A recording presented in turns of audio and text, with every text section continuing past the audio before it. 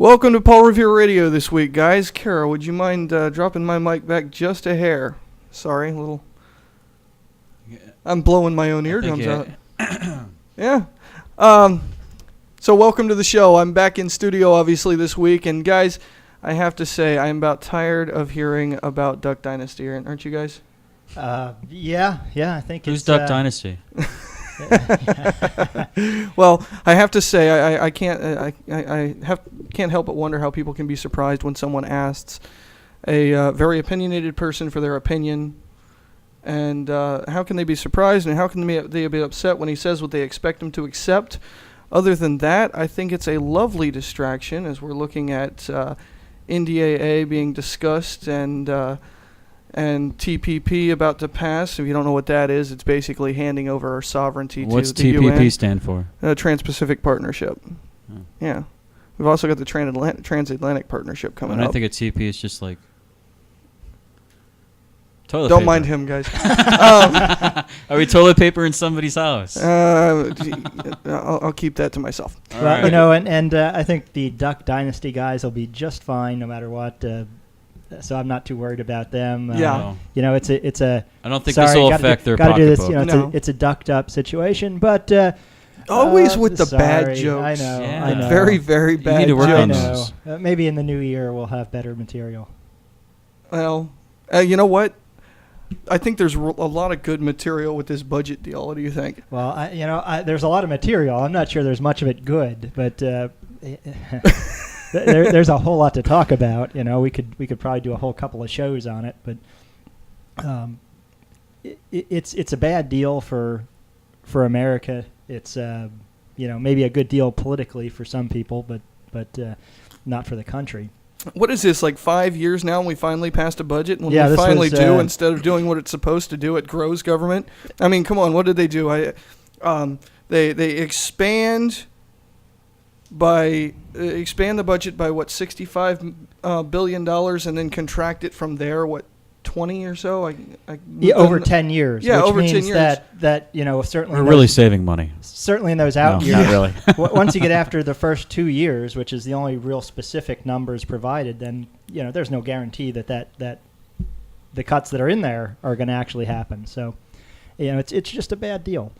I was watching C-SPAN and watching the debate in the Senate because the House wasn't, they'd already passed it. How it gets through, supposedly the conservative part of government, and gets criticized in the less conservative part of government. It's hard to figure what happened up there, other than politics. But Senator Tom Coburn from Oklahoma, I think he summed it up. He had a couple of statements as I watched him, and I actually was posting his statements on Facebook as he went because they were just so honest, and for a politician that's unusual, and they were so truthful. And two that stuck in my mind that I'm going to talk about. The first is he said that the people in Washington care more about their careers than they do about the fiscal health of our country. And, that couldn't be more true for 90% of the people up there. It's all about the next election, not about the next generation or what's right or fixing the problems that we have. And then when he talked specifically about the bill, he said the bill's a compromise for the politicians because we heard that this was we had to do it. It was the best we could do. We had to compromise because that we're a divided government. And, you hear that story time after time again. Well, and his take on it was pretty good, and you'll have to agree with it, I'm sure. The bill is a compromise for the politicians, not the American people. We don't have a problem getting along up here. We actually get along way too well, or we wouldn't be trillions of dollars in debt. I mean, that really sums it up, doesn't it? Well, yeah, and I must admit that I'm sure, and I'm kind of relying on you, I have not had a chance to actually read through the budget and do what I normally do. I've got several other things we're going to talk about today that I've been wrapped up with the past couple weeks, but I did catch that, and I think it's absolutely true. We've got too much compromise. And I think George Carlin said it best years ago when he said that anything with bipartisan support is nothing more than a bigger sham than normal. That this is what we've got. we're looking at, again, they're blowing up the budget, and then over 10 years taking a third of what they blew up out of it and saying we're restricting the budget. It's all lies. And so much of the focus in the media, certainly on the conservative side of the media, has been about the cut to disabled military or military retiree pensions. Or the tax credits for the illegal aliens. Well, that all ties into that same question or that same issue, and yes, that's a problem. We'll talk about that here in the half hour in a little bit, but it's also a bit of a distraction. It's important that we fix that, but that's not the biggest problem with this budget. That's something that they all picked up on and got the most media play. But the biggest problem with the budget is it increases spending. No matter what Paul Ryan may say, it increases spending. Certainly in any quantifiable amount of time. Well, no, we're saving $200 billion is what they're saying. Yeah, but we're not. We're not. I know. We're not. I know. But that's their message, and most people will hear what they're, because they have a large microphone, and they'll hear what they have to say. And basically what Paul Ryan is saying is that we're building a compromise. We're being bipartisan. They're throwing away the whole Tea Party, the whole thing that got them in the majority in the House in the first place. And they're saying, if they had a real big say, they would have changed how the election result was 2 years ago with the re-election of Obama. But what I'm saying is that they're throwing away the whole base of the people that really care about this country, and where we're going in this direction is big government. And I think now this is really kind of blowing up in their faces. And what are they going to do in the meantime? I mean, this budget is just a joke. I'll get back to the budget in a minute. But, time and time again, I've said on this show and other shows that the Republicans will take over the Senate if they don't screw it up. Well, I think they're on the verge of screwing it up, and they need to fix it because they're making, and not so much the Senate, but it all plays together, with the House, and what they're doing is making the Tea Party groups the enemy instead of the Democrats. And they haven't made that stand until just recently. I mean, this stand in the establishment, they've been pretty quiet when it comes down to the Tea Party up until this point. And now at this point, they've shifted their opinion on what they think about the radicals or the crazies that they call them. Can we just admit something? Does this budget deal not finally show us Paul Ryan's true colors? Can we quit having a love affair with Paul Ryan finally? Yeah, and I've never been one who was on the Ryan bandwagon. And no, but he's been a GOP golden child. He has, and this certainly is a bad deal. It's a bad deal for America, and you'll hear him say, "Well, we had to compromise, didn't get what I wanted, but this is the best deal we can get." Well, that's just not true. It's not the best deal. There were, Coburn puts out Senator Coburn puts out a list every year. He packages it up in a book called The Waste Book. Yeah. And you should check out the cover this year. It's pretty cool. It is pretty cool. It's looks like a big cartoon, big comic book from Superman. And pull it up. We'll put it on screen. And if it weren't for the fact that this is serious business, it would be comical. But here's just a couple of things that we couldn't find the will to cut while we're cutting military pensions. We couldn't cut, first of all, the bill. Let me go to the bill Senator Sessions tried to get passed. He tried to make an amendment to the budget deal simply to deal with one issue, to deal with the military pension issue. And what he offered was an amendment, what he tried to offer was an amendment that would restore the benefits for our veterans or active duty, and in exchange... Kara, go ahead and put this on screen from Rick's computer. This is the cover to... The Waste Book. Yeah, The Waste Book. That's actually...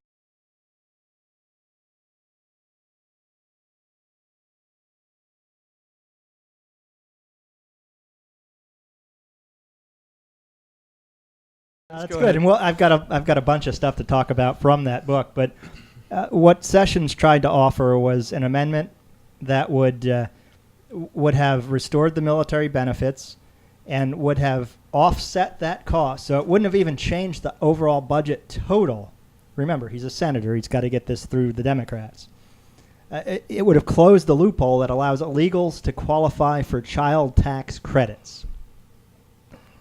You would think that illegals or our active duty and retired and disabled veterans. You would think that's an easy decision. Let me go ahead and expand on this for Senator you Harry real quick. Reid wouldn't even allow the amendment to the floor. Yeah, let me go ahead and expand on you because, like I said, I'm letting you take this for the most part because I haven't really been able to drill down into this week. But this part I did get into, and this really irritated me because what they're doing is they're calling military benefits, they're calling their pension funds, their VA benefits and everything, they're calling that entitlements. And I'm sorry, that is not entitlements. That's They right. say they signed a contract and they worked for those. That's part of their pay. That's right. That's when they deserve that. And what they're doing is expanding benefits to illegals and people that don't pay taxes.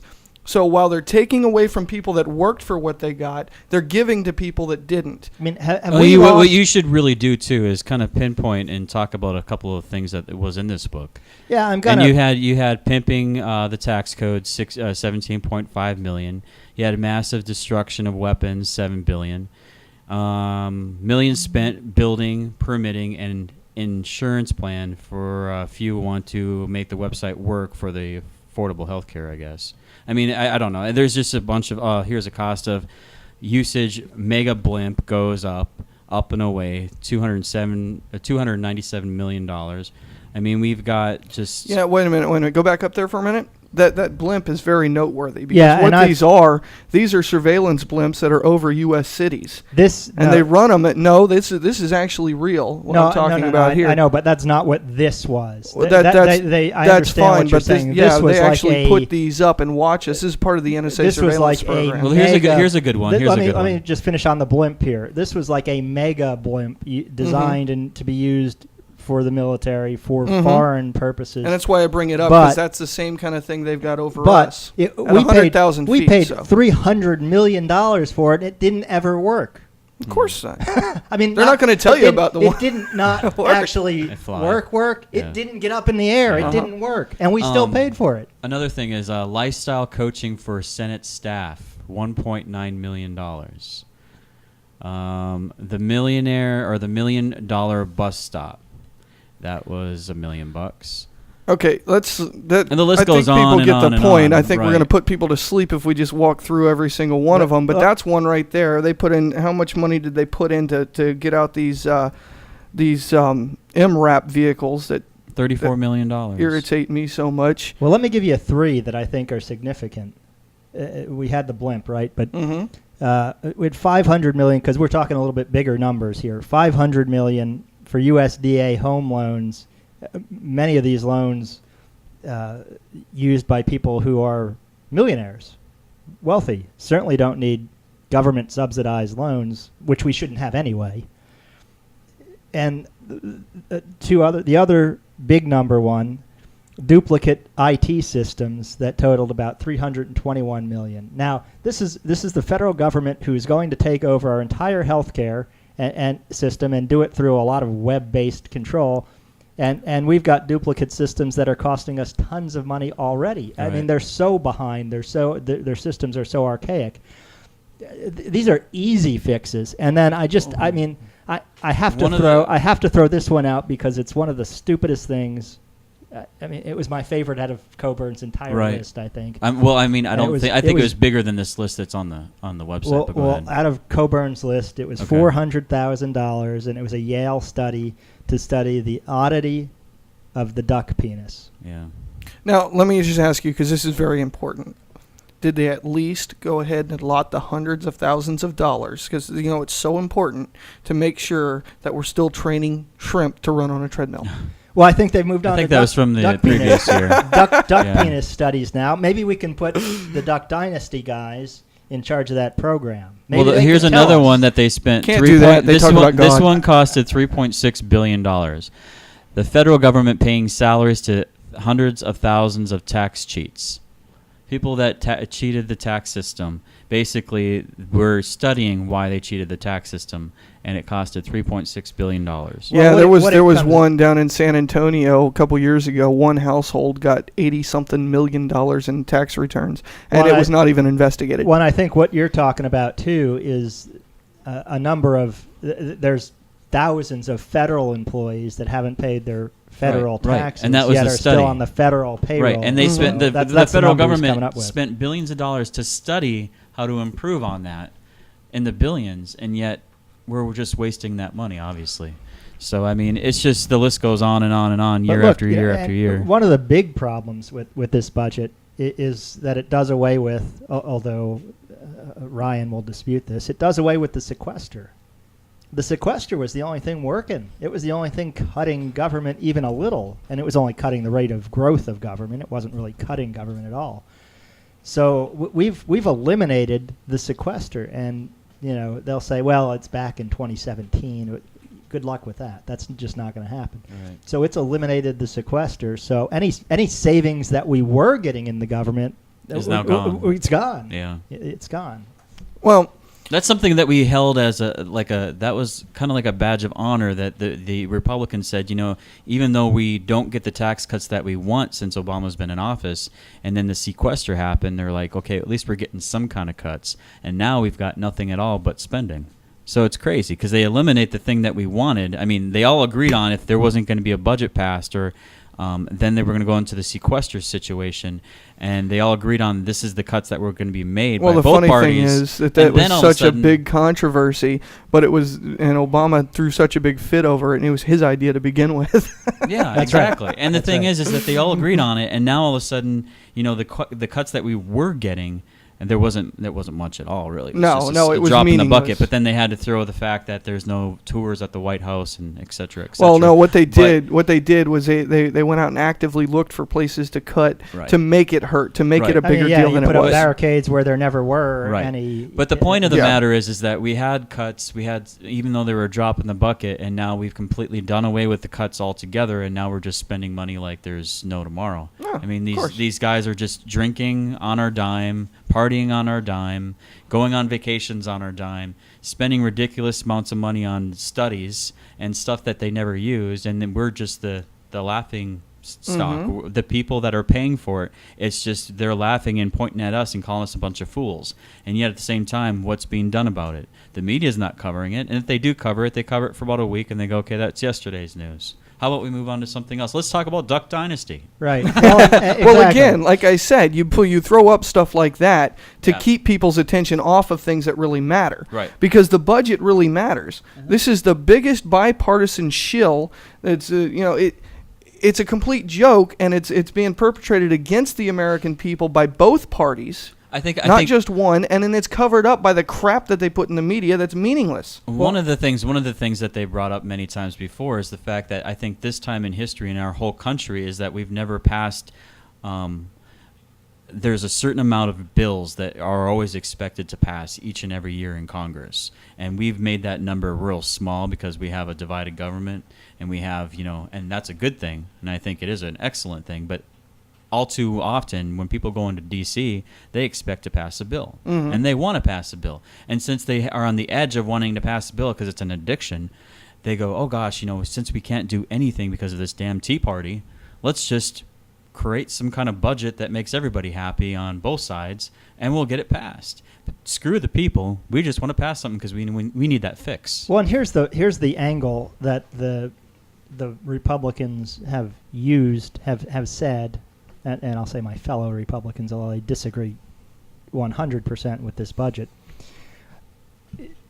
What they were doing, they think, is playing politics. They think that by passing this budget and keeping the government from shutting down, they'll win in 2014. Yep. They're never in any danger of losing the House in this election cycle. It's the Senate they want to pick up. Right. But if we have compromise that passes bad legislation just for the sake of getting to the next election, where does it ever stop? We would just continue to pass bad legislation. The Congress is up every 2 years. They're always campaigning. The campaign never ends. So when does the bad legislation end if we're just doing it to try and get to the next election?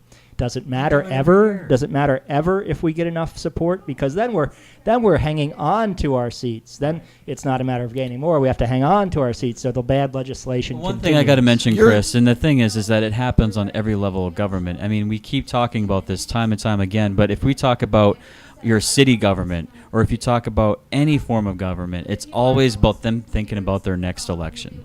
What do I got to tell my constituents so I win? What do I got to tell? What can I give them? Oh, let's give them, funds, or let's give them welfare, or let's give them some kind of incentive. That way they vote for me next time around. And a birthday card. Or how about a Christmas card? Let's make sure that they remember my name. It's all a game, and it's always been that way. It's been that way since I can remember.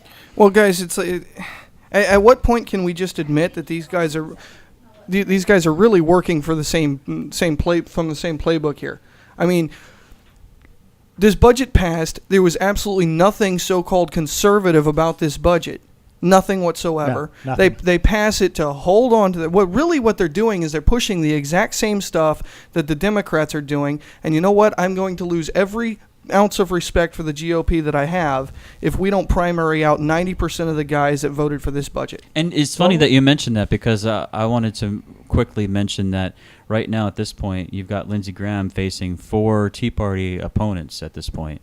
And I had the article. I don't know if Kara can throw it up there, but right now in the,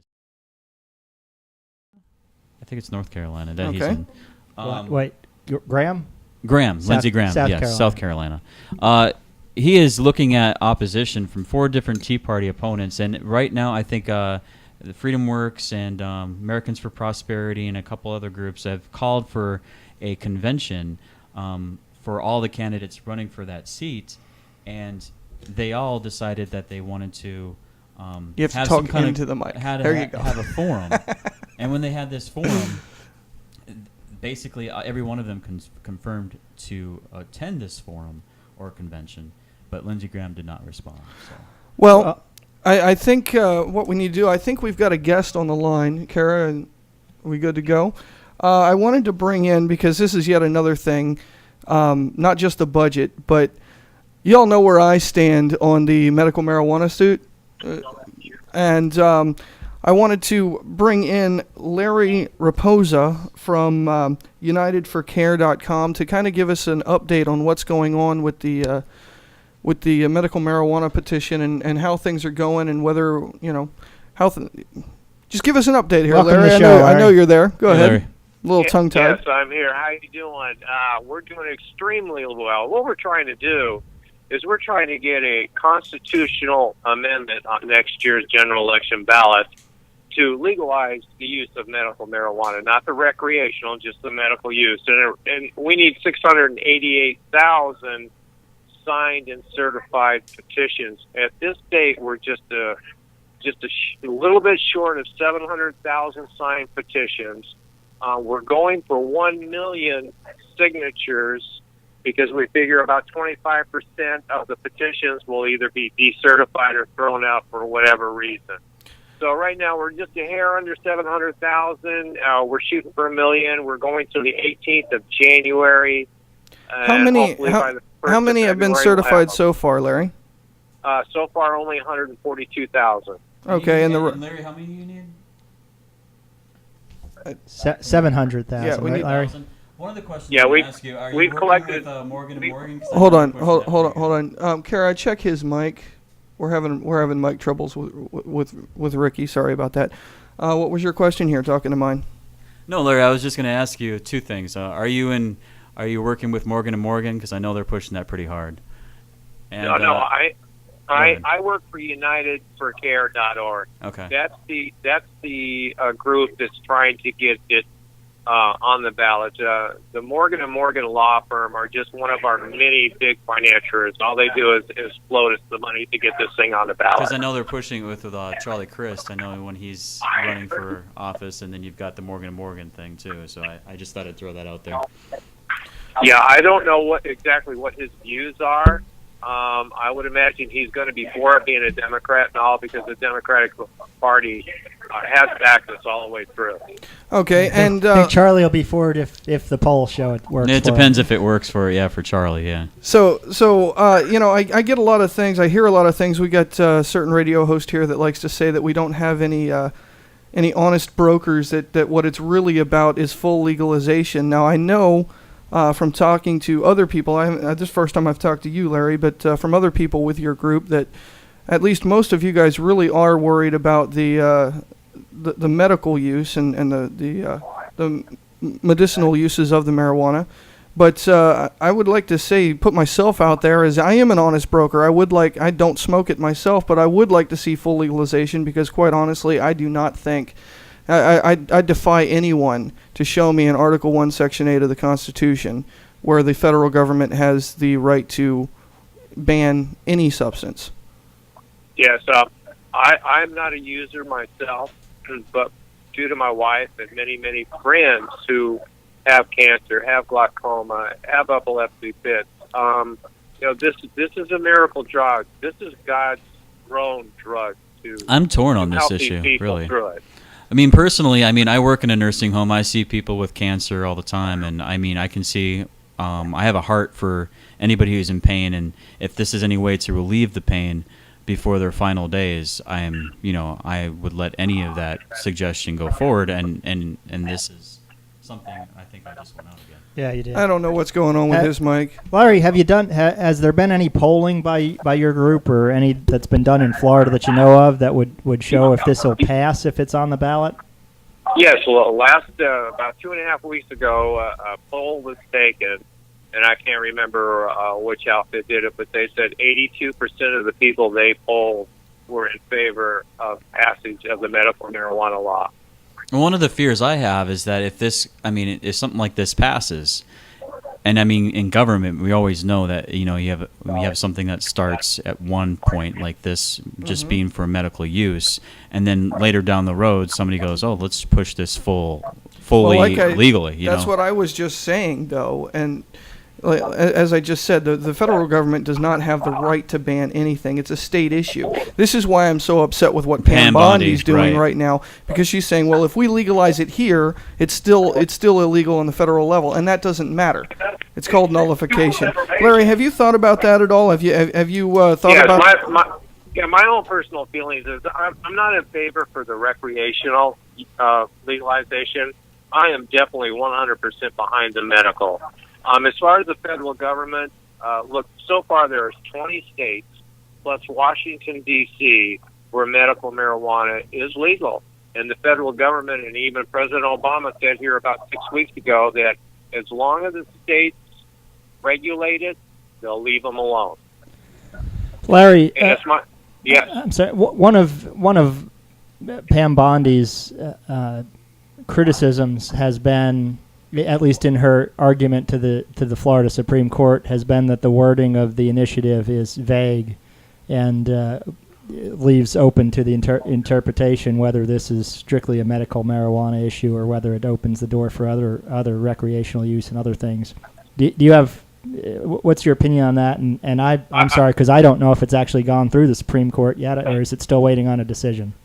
No, we're still awaiting decision. It went before the state Supreme Court December 5th. Hopefully we'll get a decision here very shortly. As far as Pam Bondi goes, I don't think she's actually sat down and read the amendment, because it's pretty strict. It flat out states that it'll be the health department, the state health department will totally regulate the industry. So I don't know why she's saying what she's saying. And then I think another thing she brought up was she was worried about the wording saying that, a constitutional amendment cannot go against any federal laws. Well, once again, like I say, President Obama has already made the statement that if the state regulates it, he'll leave it alone. And I think, if I remember correctly, it's H.R. 499 that's in Congress right now to decriminalize the federal laws on marijuana. So we're waiting to hear on that one also. I've also got one question for you. Where I come from, there are pills out there for THC, and I don't know if I think my mic. No, it's fading in and out. Go ahead. One of the things is that they have pills that have that chemical in there, the THC. I don't know if that even exists here in Florida, but I just thought I'd ask you if it does. Yes, in Colorado they have it in liquid form, powdered form, in the old traditional, actually smoking it. Okay. As it sits right now, though, without this amendment, would the liquid and the pill form be legal, or is it illegal? It's not. It's illegal now. It's illegal. I know THC itself is illegal, I do believe. Okay. Am I yeah. Okay. Yeah. Yeah, it's definitely illegal to have any type of marijuana, either be the plant, the oil, the powder, or the stem itself. That's Okay. interesting. Okay. All right. Well, thank you, Larry. I'll give You're you a quite call welcome. later, and Okay. we'll set you up to come back Thanks in. for coming on the show, Larry. Thanks, Yeah, Larry. as, Appreciate as it. we find out one more. thing I want to say is, we're still trying to gather signatures. If people don't see us out on the streets, they can go to our website, unitedforcare.org, and they can download the petition, sign it, and it tells you where to send it to. And we need all the signatures we can get.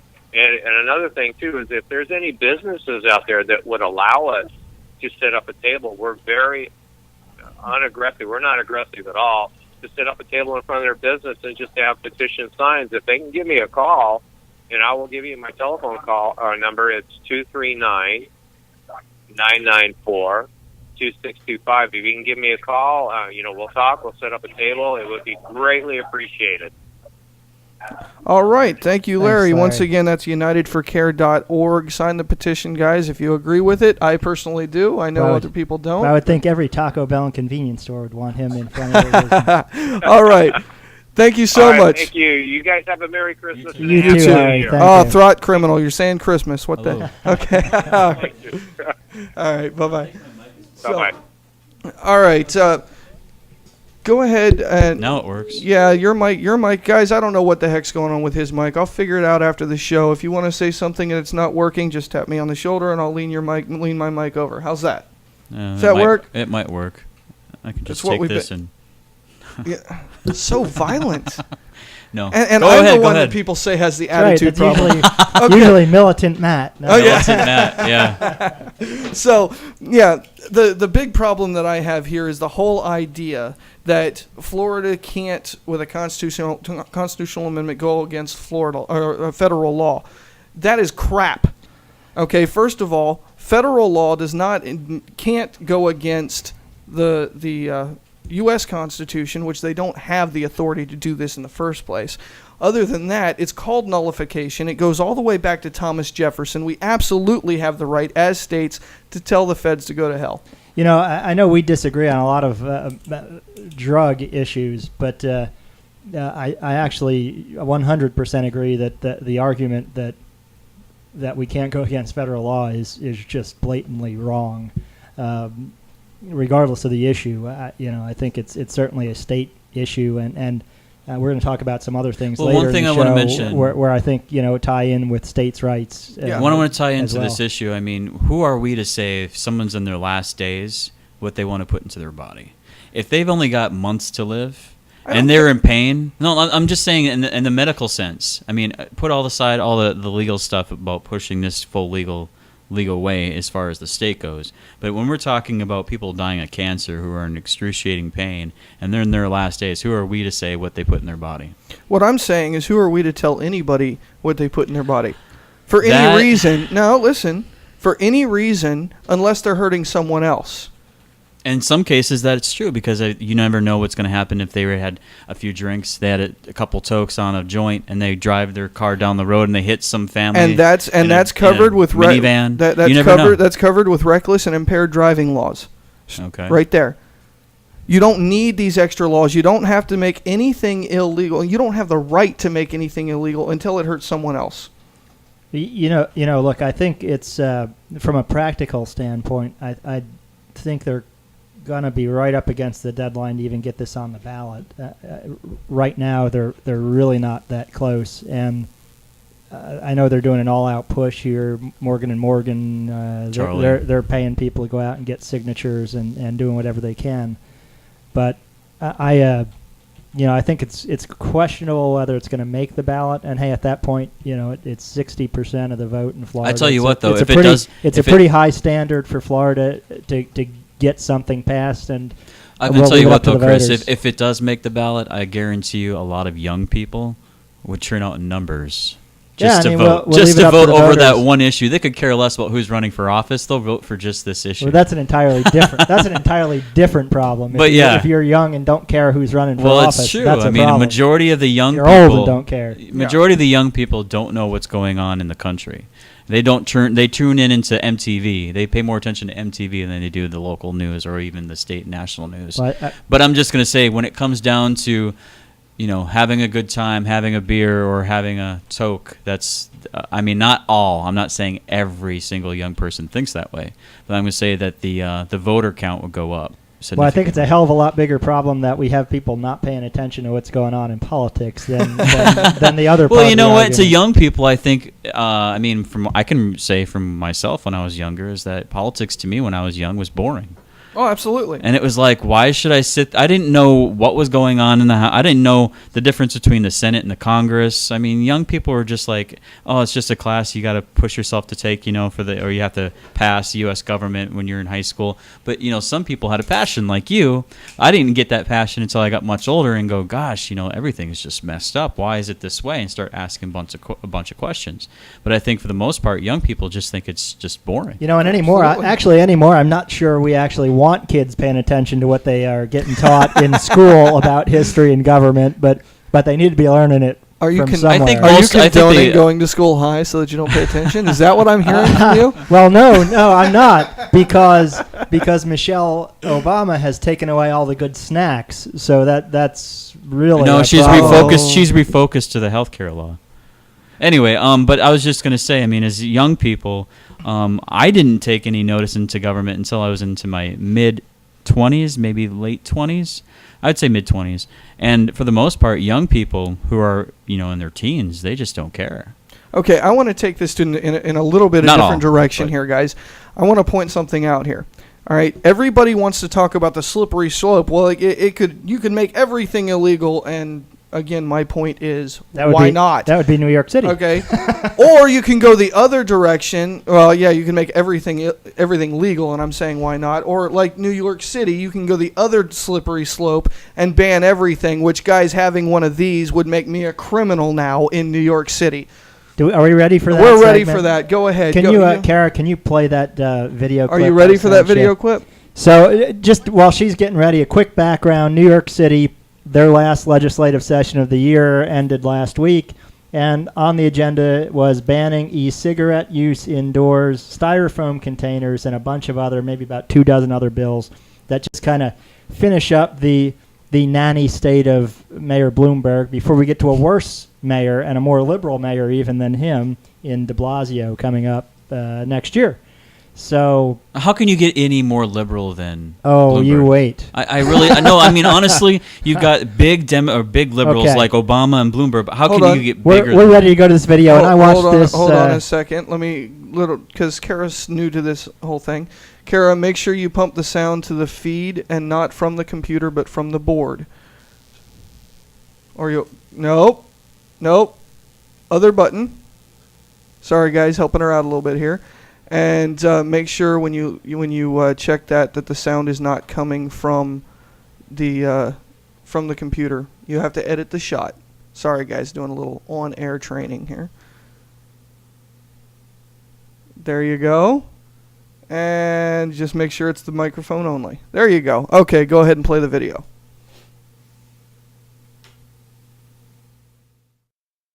From Dana Perino. Okay, the New York City Council just voted to ban electronic cigarettes from indoor public spaces. These smokes heat up liquid nicotine and they emit a harmless water vapor. It affects no one but the smoker. You ban this, you should ban teapots and clouds. So you want to know the reason for the ban? City Council Speaker Christine Quinn said, quote, because many of the e-cigarettes are designed to look like cigarettes and can lead to confusion or confrontation. So let me get this straight. Laws are being created based on the cluelessness and confusion of stupid people. A dope's emotional discomfort is now more important than actual medical facts? I'd say this is nuts, but someone might be allergic. You realize you can apply this illogic to any behavior. Talking loudly to your wife, maybe you're threatening her. Let's regulate voices. Someone sees you running, oh, maybe you mug someone. No more jogging. A woman's breastfeeding. No, that baby's attacking her. Wrestle it to the ground. Look, in New York City, we got thugs knocking people out. We have drunks mowing others down. We have psychos pushing women in front of subways. And this is what these morons concentrate on? This? New York, you had a great run, but now it's over. The Big Apple is now run by the worms, which may be an insult to actual worms. I'm very sorry, worms. It's true. Worms are better than that. Worms wouldn't do this. Are you smoking? Yes, I'm smoking. You're banned. This is fantastic. This is an e-cig. Look at it. It looks like a real cig. Doesn't bother anybody. This is water vapor. That's what I love about that. The private sector has. These are fabulous. This Look is at the this point. innovation. This is the point. You know who did this? This is not real cigarettes. Yes, it's this- like candy cigarettes. So get this. Let me get this straight. Okay, private enterprise creates a solution to a problem. Government destroys solutions. That's what it does. I think Dana wanted those. You can have Okay, that's it. I don't know. I'm actually impressed by something. There you go. I'm actually impressed by something from Fox. That's a new one on me. I love. This is a great show. I enjoy watching the show because you have 5 different people with all different viewpoints, kind of like what we do here. You know, we're a little better, but they're pretty good too. And I just, every point that Greg Gutfeld, who is the guy that was just talking, made in that segment was exactly right on. Where do you draw the line? Now we have laws being created because somebody might think something. Where's the logic? Well, let me ask Where you. is the Let me logic ask there? you. I smoke this thing here on air every Saturday for 2 hours, and for some reason, because we got this fan going, it tends to blow right into your face 90% of the time. Do you even notice it most of the time? No. I don't even think Exactly. I don't even think you're staining the walls either. No, there's No, nothing that it's comes water out of these, vapor. but you have water vapor. It disappears almost instantly. Well, So- the government treats us like we're adolescents, like we don't have a mind of our own, like children. I mean, children are growing to learn, and us adults try to teach them from what's right and what's wrong. But now you have government telling you, you can't even inhale these e-cigarettes, and all there are is water vapor. Well, and I wanted to play that video because I wanted to go all the way to where Gutfeld said government destroys solutions, and that's exactly right. Government, whether it's laws or increased regulations, or every time something new comes about through the private sector, There government was a finds solution. ways to either regulate it, Right. control it, whatever. Exactly. So that's the key right here. All the other stuff, New York, the e-cigarettes and the 20-ounce sodas and the trans fats and the guns and every other thing they try to ban or regulate. The bigger picture is that every time the private sector tries to develop something, government needs to just get the hell out of the way, not find ways to control it. Well, let me all. ask you a question. How do you feel about candy cigarettes then? I mean, e-cigarettes obviously are a solution for people that are addicted to tobacco, and we're trying to figure out a way to maybe eliminate that addiction. But then you've got the candy cigarettes for kids. So I used to love those candy Yeah. cigarettes. I used to get them, and you'd get them at the corner store, and you blow the little smoke out. It was a powdered little sugar. powdered sugar. Right. And let me tell you something. I used to love those. I have never smoked a cigarette in my life. Yeah. Thank So- you. He does smoke cigars, though, by the way. Occasionally. You know what? There's nothing wrong with a good cigar, damn Yeah. it. I didn't say there was anything wrong. I'm Now- just trying to clear up a little bit. Now, that was New York City, and I know Matt's got other stuff to talk about with New York, but while you brought up candy cigarettes, right here in Cape Coral, there's a council member that proposed a resolution that'll be voted on in January when they come back from break that will ask stores to voluntarily restrict the sale of candy-flavored tobacco. In other words, forget your the little gum, the forget little your gum little things? no The chew? no actual tobacco. Oh. Forget your Oh. little grape cigars that you like. You're Yeah, done. That, I you like want- those. That's it. No more. Go somewhere else for those. Okay. Chewing tobacco. Whoa, no. let me get this straight, and I know what you're talking about, but for the viewers' edification here. So what we're doing is we're spending taxpayer time and money to draft a bill to pass here in our city to ask companies to do something. Obviously, they're not going to do. Yeah. So That's right. instead revenue. of what can It I is. ask? Can I ask why a city rep just doesn't go on the local news station and say, "Can we just ask Can I that ask you who guys this don't do is? this?" Chris, can I ask you who this council member is? It's Who is it? Councilmember Donnell, Oh. who is sponsoring the ordinance, or actually the resolution. I can't say I'm And, surprised. Let me tell you, it's not worth the paper it's printed on or the time it's taking to draft it or discuss it at the next meeting. And I would be deeply disappointed in anybody who voted to approve this because it's just so stupid. Can I just say this? At this past meeting, I was at a friend's house, and that friend is probably watching right now. And we were we were watching the council meeting, and I may have to go back over there and watch this one if they're going to when they talk about this and I may have to actually go through with the idea of recording our conversation and airing it afterwards. It's Mystery Science Theater Cape Coral version, I swear. I watch it from home because I can drink there, and they don't let you bring a flask into the chambers. And that's what we were doing. We were watching it at their house, and it was hysterical. You can't take these guys seriously. I mean, that night, and I've got a couple people up there that they're good people. I like them, but they were all like adolescent children being led around. None of them could think for themselves. Mm-hmm. We do one or two good things up there occasionally, and we did one or two good things the last meeting that we could build on, that could start to have an impact maybe. And then, just when we might start to get a little good press for the city, we followed up with an ordinance to voluntarily ban candy-flavored tobacco. That's sure to get all the stations there to cover something so stupid. Why do we do this to ourselves? Well, while we ridicule our city council, and while I puff on my illegal in some areas.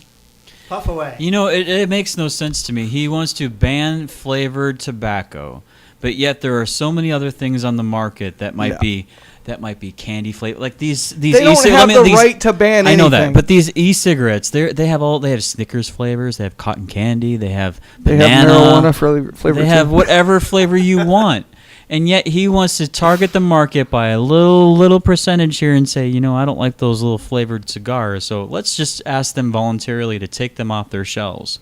Who in their right mind thinks that they're such a big head that they're actually going to follow suit? The council, did they even comment after? No, because it was postponed. It was it continued to the next meeting. Yeah, it was tabled because certain people couldn't be there. So you think in the next meeting they're going to all discuss this, and they're actually going to spend time discussing this. This sounds like some kind of council they would have in elementary school, to be honest with you. It's like kids pretending to be council members. There was a state senator, and this is just it's clearly a council member who has an aversion to this, to protect the kids or whatever the reason. But listen here, it's an aversion, and here's the thing: you want to ban that. Well, why? And what about? You might as well ban peppermint schnapps let me say real quick. It tastes like candy. Chris, as an old state senator that used to be up one here. Of the viewers has a good point. They said you know what? Let's ban, if we're going to be talking about sex, let's ban candy flavored condoms. I'm not even going. You know what? That is a good point, because you know what? There are many kids in high school right now, and you know that you can go buy condoms out of a vending machine in high school because Obama says so. And we've got, they're going to push safe sex. So if we're going to push safe sex and we're going to encourage kids to have sex, how about we make, flavored condoms? Is that another ploy to get them to engage in something they shouldn't be doing, or they should be abstinent, obviously? But, it's like, where do we draw? There's no line being drawn here. And like I said before, a lot of these council members are pretending to be council members, and they're really not. Because if they're bringing up issues like this, obviously they don't have any brains. It's where personal feelings get in the way of good government. And one of the guys, Mike Bennett, who used to be a state senator in Florida here, when they would do the legislative delegation meetings, and you'd have these different groups coming up, one after another, asking to pass this law, ban this, do this. His comment was always, sure, it's a vice, and it's bad, and I'd be happy to pass a law as long as it doesn't affect my vice. In other words, we've got way too many people, and he was being sarcastic. We've got way too many people voting based on their own personal preferences and not on actual law and the Constitution. Maybe govern something that happens within the city instead of nitpicking little tiny things as flavored cigars. Yeah, we should be going out and you might have an issue. Let's say, for example, I'm out on the street and I go, and I'm Donnell, for example. Donnell from council member in Cape Coral, if I hadn't already mentioned his name before, and I think Chris did earlier. this is the guy that's pushing this on city council. Now he walks into a convenience store and goes, I really don't like the fact that they have grape and apple and they have cherry flavored cigars. I'm going to bring that up to council because I feel that way. Same thing with Raina. Raina wanted to push the fact that we shouldn't have people waving signs and having people out there in the streets trying to pull people from the street into their shop. And it did pass. It did pass. Right, but they also have to finalize it, I think, next month. But the fact of the matter is it's because your preference and what you personally believe you're going to push on the council. I think then you're passing that fine line between personal opinion and government. You know what I mean? Hey, I had plenty of beliefs when I was up there that but did you ever that shouldn't be codified into law. Exactly. And to kind of get back on topic here, the reason why I wanted to bring your topic about the e-cig up was because it dovetails very, very well into what I wanted to talk about in New York. The nanny state is growing. Now they've made it mandatory for elementary school kids to have the flu shot every year. Now I have major problems with that. Number one, again, just like you can't ban any substance from the human body because you don't have the right to as a government entity, you can't enforce anyone to put substances into their body that they don't choose to. And at this point, it's the parent's choice. And aside from that, there is nothing good. I mean, even the CDC admits. That's Jen, right? Who's Coyote? Yeah, that's Jen. Right? Yeah, and she's exactly right about the flu shot not working. Even the CDC admits that it doesn't work. That it actually kills people more than it helps them. It doubles your chances of getting the flu the next year. Oh, what's the numbers of people actually dying from the flu? I don't know off the top of my head, but I do know. I was reading the CDC website like 3 days ago when I found out about this. So you can't expect me to remember every detail that I read 3 days ago. I'm sorry. I expect a lot more from you, Matt. Yeah, that's okay. I don't live to. Bet you're disappointed that mic's working now. I'm disappointed. So, but now if you go and you actually read the CDC's website, okay, do a little bit of research. It's not one place that you can put up there. It's several. You go read what they say about the flu shot. They admit it increases your chance with 3 flu shots. It increases the chance that you'll get Alzheimer's when you get older by 800%. And where was this study taken? From the government? It's from the CDC. Oh, okay. Okay. None of their damn vaccines work if you actually go read about them on the CDC.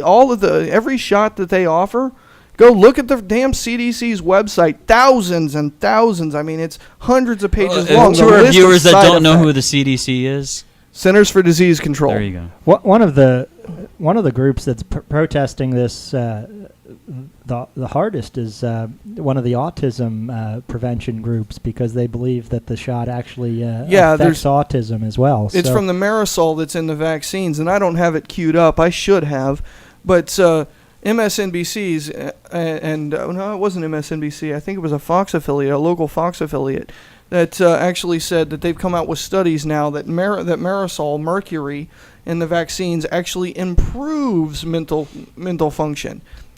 It doesn't take a rocket scientist to know that's a lie, folks. Right. When you pump mercury into the body, you can actually watch it you can watch videos of what it does to the brain on an electron microscope. It literally fries your brain, and they put this in the vaccines as a preservative to keep it from going bad. And then they've got several that they say, well, we've taken it out. Well, you go and you read the actual insert, which I've done, and it's still there. You you guys are making some excellent points. If I can just switch real quickly back to something we talked about earlier. Just real quick. Actually, Jim Roach had just sent us something, and I'd like to throw this up on the screen if Kara can throw it up here. Kara. This is, I guess, their business card for...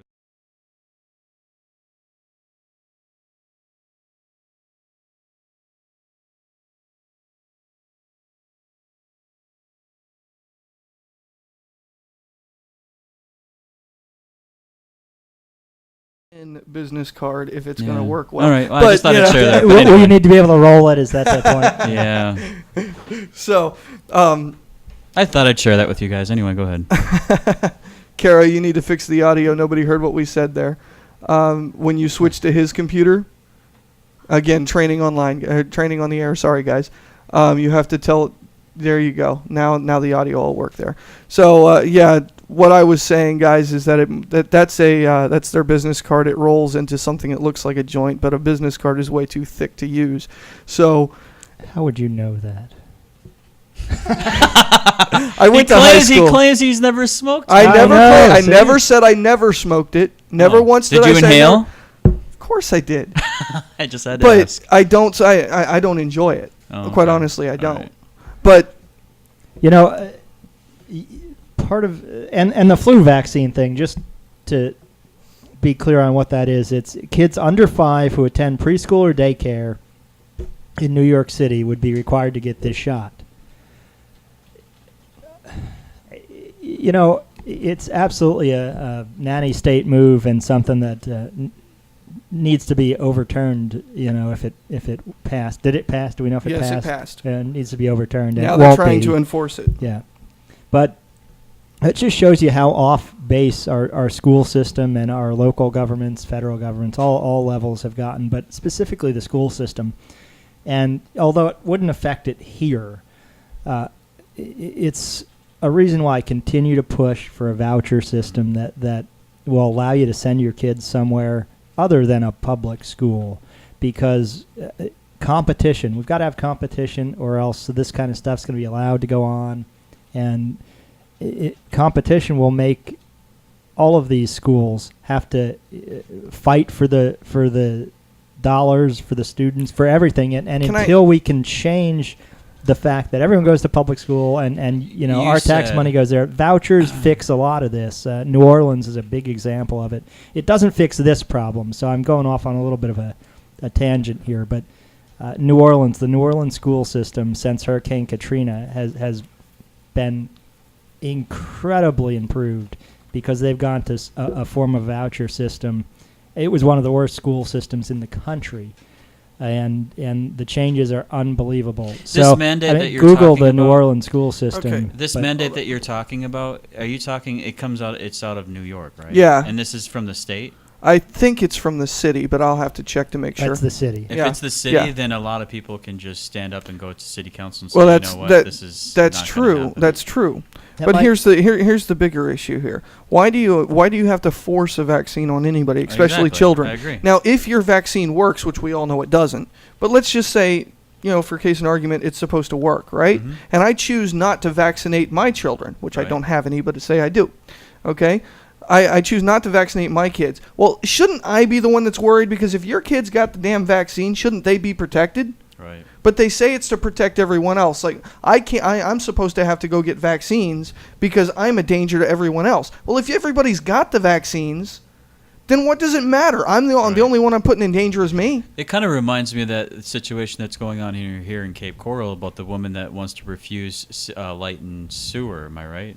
And she wants to live off of the grid from the city, and the city's forcing her to. What is it? That's a decent segue. I mean, they're evicting her. Yeah, well, for all intents and purposes, yes, they are. And here's what we're talking. We're talking about. I got her name here, Robin Spironis, if I'm pronouncing that right. She's known as the off the grid lady. She's actually got a lot of attention. We've been in the national news over this, and so I'm looking at this thing, and I'm like, you know, there's got to be more to the story. And Well, let's go ahead and Yeah. tell the story because a lot Yeah. of people don't know this. What's happening? And Fox, the local Fox affiliate, Fox 4, put out a story and said that Cape Coral is trying to evict her for trying to live off the grid. And of course, my first reaction is, because I'm looking at there's stories everywhere all over the internet. Basically, she doesn't and want any light and hold water. on, I'm right. getting there. I'm getting there. I'm looking all over the internet and I'm finding, you know, stuff everywhere, but it's all based off this Fox 4 story. So I'm not going to go off that, right? Yeah. So I call the city. And here's what happened. First, she's been living like this for they don't know how long. Okay? She's decided she doesn't want electricity, she doesn't want water, she wants to live off the grid. She actually runs a website about living off the grid. All right? Great. They get a report, one of her neighbors complains about something to do with her mulch. Something stupid, some kind of code violation. Okay. They come out, They find out what's going on because of the code violation, and now they slap her with a notice to vacate. So the complaint, though, had nothing to do with her Exactly. not using water or electric, Exactly. hurting the neighbor. Exactly. Now the city is trying to get her to prove that she's got working alternatives to electricity and water. My Okay. question there is, first, if you can't live, because they're saying that you need those basic necessities, if you can't live without them, then how in the hell did our species survive before Edison? Okay? Well, what Thomas Edison had no electricity. Exactly. He had no plumbing. He, Exactly. Well, wait. He had plumbing. He didn't have- kind of did a little bit. He may have had plumbing and nobody else in the neighborhood had plumbing, but well, He kind of did a little work with electricity, yeah. Yeah. So what anyway, did he invent again? No, go ahead. I'm going to stab him with my pen because he was going to stab me with my pen. Okay. So anyway, getting back to the story here. After talking to the city, they claim that they want to go in and help her with her alternatives, give her suggestions and everything. Quite honestly, it sounded to me like a cover story because they're getting a lot of bad press. It sounds like she's done all right without them. Yeah, she's doing just fine. The only thing that I can see that the city has anything to complain about is there is a possibility, and I can't confirm this or disprove it either way, that she may be using city sewer to flush the toilets. Okay, send her a bill for $10 a month like you do everybody else. Okay, Yeah. this is not a hard fix. But no, now they're saying, well, we're not going to evict her. We don't have the authority, and they don't have the authority to evict her. But they hit her with the notice to vacate, which is the first step. The next step is to go to the judge, and the judge will actually sign the eviction notice. Okay, great. I think all she needs to do is raise some money and build an outhouse in the backyard. Is that No. regulated? No, you It can't. is? Yeah, No, you can't just build an outhouse in No, your you've backyard gotta like have- you did you know, back in the day. You've No, got to you- have a decent way to dispose of sewage. Let- And let's that I keep- understand. Let's keep Oh, in mind okay. we have quarter-acre lots in Cape Coral, so everyone Thank with an you. outhouse Everyone will smell it, wouldn't be right? such a great idea. Yeah, you need a decent way to do away with sewage. See, That's I'm from Minnesota, Wisconsin, and we do things differently up there. Well, everything's frozen. Nothing. Well, ever not goes just anywhere. everything's frozen, but yeah. You're not helping your case by No. saying you're from Wisconsin. You- Just kidding. Yeah, I'm you- kidding. Well, you know what we We do use the though. outhouse. Here's what we do: we build a fire. We don't want to hear it. We don't want to hear You it. use the outhouse up there. It's like ice cubes coming out. Well, back So- in Black Duck, Minnesota, Black Duck has this great atmosphere in Minnesota, and then we build a fire. We go out on the town, and I don't know. I don't want to get into Okay, it. yeah, but that's enough because So- I'm not done. So this I'm woman. not, I'm not done. Hold on. Let me Now finish. you sound like him. Yeah. So here, Finish. here's the deal. Now the city tells me that the reason that they're slapping the notice to vacate up there and moving forward with the eventual eviction is because since all this started, they've sent code enforcement out there to knock on her door a bunch of times, and she will not answer them. That's a Fifth Amendment Yeah, right. so what? She does not. She does not have That's to do right. that. They want to go in. They're upset because they're not allowed to go in and inspect everything. That's a violation of the Fourth Amendment. Right. Okay? This is the problem. They don't have the right to do that. If she wants help, she can get help. The only thing they have the right to do is send her a bill for her sewage usage. That's it. That's it. And if they want to push this any further, then I will be down at City Hall with a bullhorn. Do we know where she lives in Cape Coral? I mean, not general area. I don't need her. I don't want her address. I'm not. I haven't been able to get that much. You It's know- kind of hard to contact somebody when they live off the grid. I will say that. Well, she runs a website. She runs a website, but I she don't does have run a her- website, Yeah. so she has electricity. But I Does don't. she have a generator? I got that information from the city, so I don't know what her website is and stuff. I'm still working on all How that. can she have a website if she doesn't want? She's got to have some kind of alternative so that she can admit it. She's not going to host it on site. Our website's not hosted on site. But Maybe we should do our show from her home if we can get a hold of her. Wouldn't that well, be she cool? would have to have really, really good internet access. She's got a website. That doesn't mean she can run a website on dial-up. Okay, Well, that's it's possible. not hosted. People still use dial-up. Some these people days? do. For Some real? some people do. No way. Yes. No. Wow, you're so easy to amaze. So. So It's like somebody that is using firewood for heat. yeah, there you and go. They Maybe use, she and they goes use, to and Starbucks. and then they use dial-up internet for internet. I mean, that would be like, starting all over Not again. today, Kara.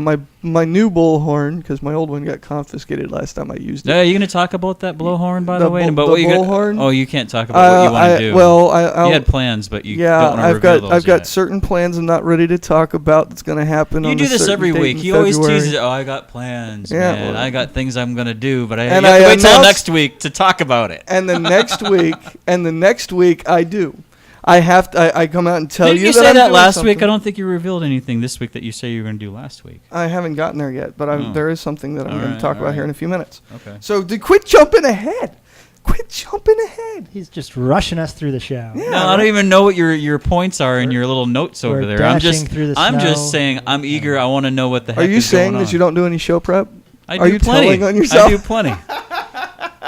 I just got plenty of compliments saying I did a great transition into your talk about the about what was going on with the woman with no electricity that's You using did. dial-up internet. I'm picking on you. Calm down. I am calm. Calm down. Don't go You just give me postal. a chance to speak, for Christ's sake. Anyway, let's move on. You got some other things you want to talk about. Okay. Now, yeah. Basically, guys. Yeah, I did order a new thing. We got something going on with the Libertarian Party. Well, I have something going on with the Libertarian Party of Collier County. Shout out to Elsa and Jared down there. They're helping out with this, and we're gonna raise some hell. Shake And it things has up. it has to do with Edward Snowden. Oh. Yeah. So yeah, it's going to be fun. When I announce that, I'll announce it on the Facebook once I finalize everything. We have a location and everything. That's when. So you're not going to announce it on the show, but you're going to announce it on Facebook. I'll announce the location and everything. I will announce it on the show. Oh, okay. But we'll talk about it on the show. All right, just making sure I'm crossing my T's, dotting my I's. I'm gonna smack him. I'm gonna smack him. So. No, keep going. I Okay. didn't mean to interrupt you. Yeah. But yeah, I did go buy a brand new bullhorn for that, so I'm Cool. excited. My new toy. I Now love this is that bullhorns. blowhorn you've been talking about that Not can a reach. blowhorn. What the heck is a blowhorn? What do you call it? It's a bullhorn. Blowhorn. A megaphone. Oh, okay. And It's yes, a loud it's- microphone. It can it's go the like most- a mile away, right? Yeah, it's the most powerful one I can find. They say it can be heard for almost a mile and a half. So the one I have it doesn't go very far. So I had to get something more powerful because I had a smaller one, but it's only about that size. Yeah. Well, the great part about it is I can plug my phone into it and play stuff, and I can do recordings and play them over and over and over and drive people insane. Awesome. So, All right. yes, I love these toys. Chris, guys. you want to put some input into this? Poor Chris Not is a bit. Poor Chris is scared at the moment. He's going, "Oh God, Matt's gonna be." We called them power horns when I worked at Radio Shack back in the day. It was called a power horn, but I don't think it reached a mile. Well, this is the one that the military uses. Oh, That's okay. why, yeah. Wow. Yeah. You got So- clearance for that? No, it's a Oh, pile. It's okay. just that's the name brand pile. You can buy It's it not anywhere. illegal or anything? No, you just order it online. All right. Oh, Bought it on the boy. black market, probably. Ricky has an old school cheerleading cone. I like that. He has the uniform to go. You mean with those it, big too. orange? Those are big I don't want to orange know about cones. that. I Remember don't those want to big- know about the uniform. No, I'm talking about the big orange cone. Yeah. Okay. Back to the Construction subject. cones. Back to the subject at hand. Yeah, guys, I will keep you up to date as I learn more with the off the grid lady. I don't want to. I didn't want to come out. I knew about it last week. I didn't want to come out and say anything because all I had was the Fox 4 stuff. So I'm not gonna come out with a little bit of information. Now I've talked to the city. The city tried to convince me that they were in the right. Obviously, they did a very poor job of it. They basically have no leg to stand on. So, along with that, we'll go ahead and talk about something else to do with the city here. I know you and I stand on opposite sides of the fence on this one. We Yeah. talk about the kayak thing. It's amazing we actually disagree on something. Oh, watch you out, know? Lisa. Oh, Lisa's no. watching tonight, too. I'm sure she'll want to comment on Yeah, this one. Lisa's going to enjoy this one. Yeah, I found out now when we were watching the this was what actually I was with Lisa's who I was watching the meeting with. We were under the impression that the land was bought through eminent domain, which I found out later that it was not. Oh, Great. wow. You Great. told me opposite.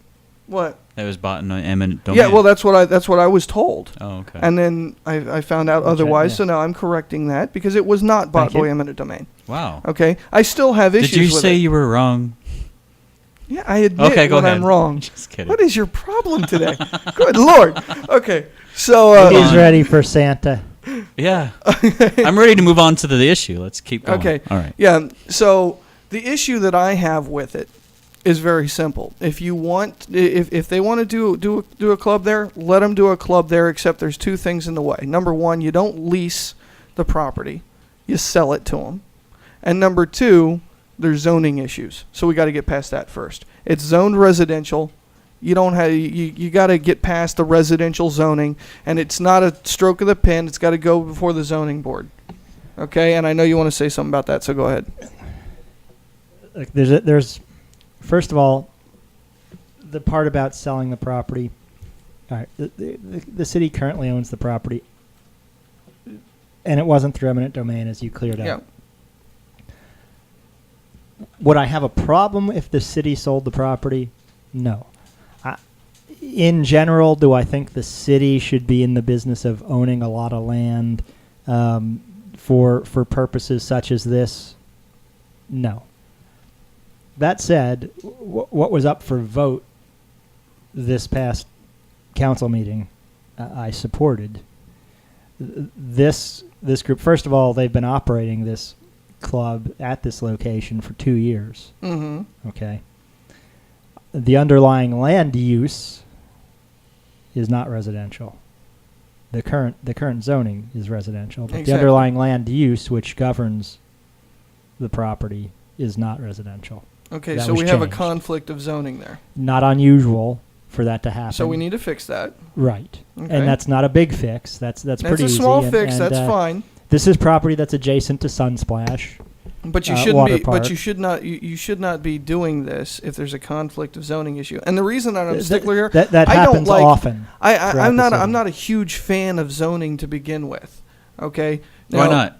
Because first of all, especially in a city like we have, everything is residential. There's a reason that we have almost no business here because it was pre-planned to be residential everywhere.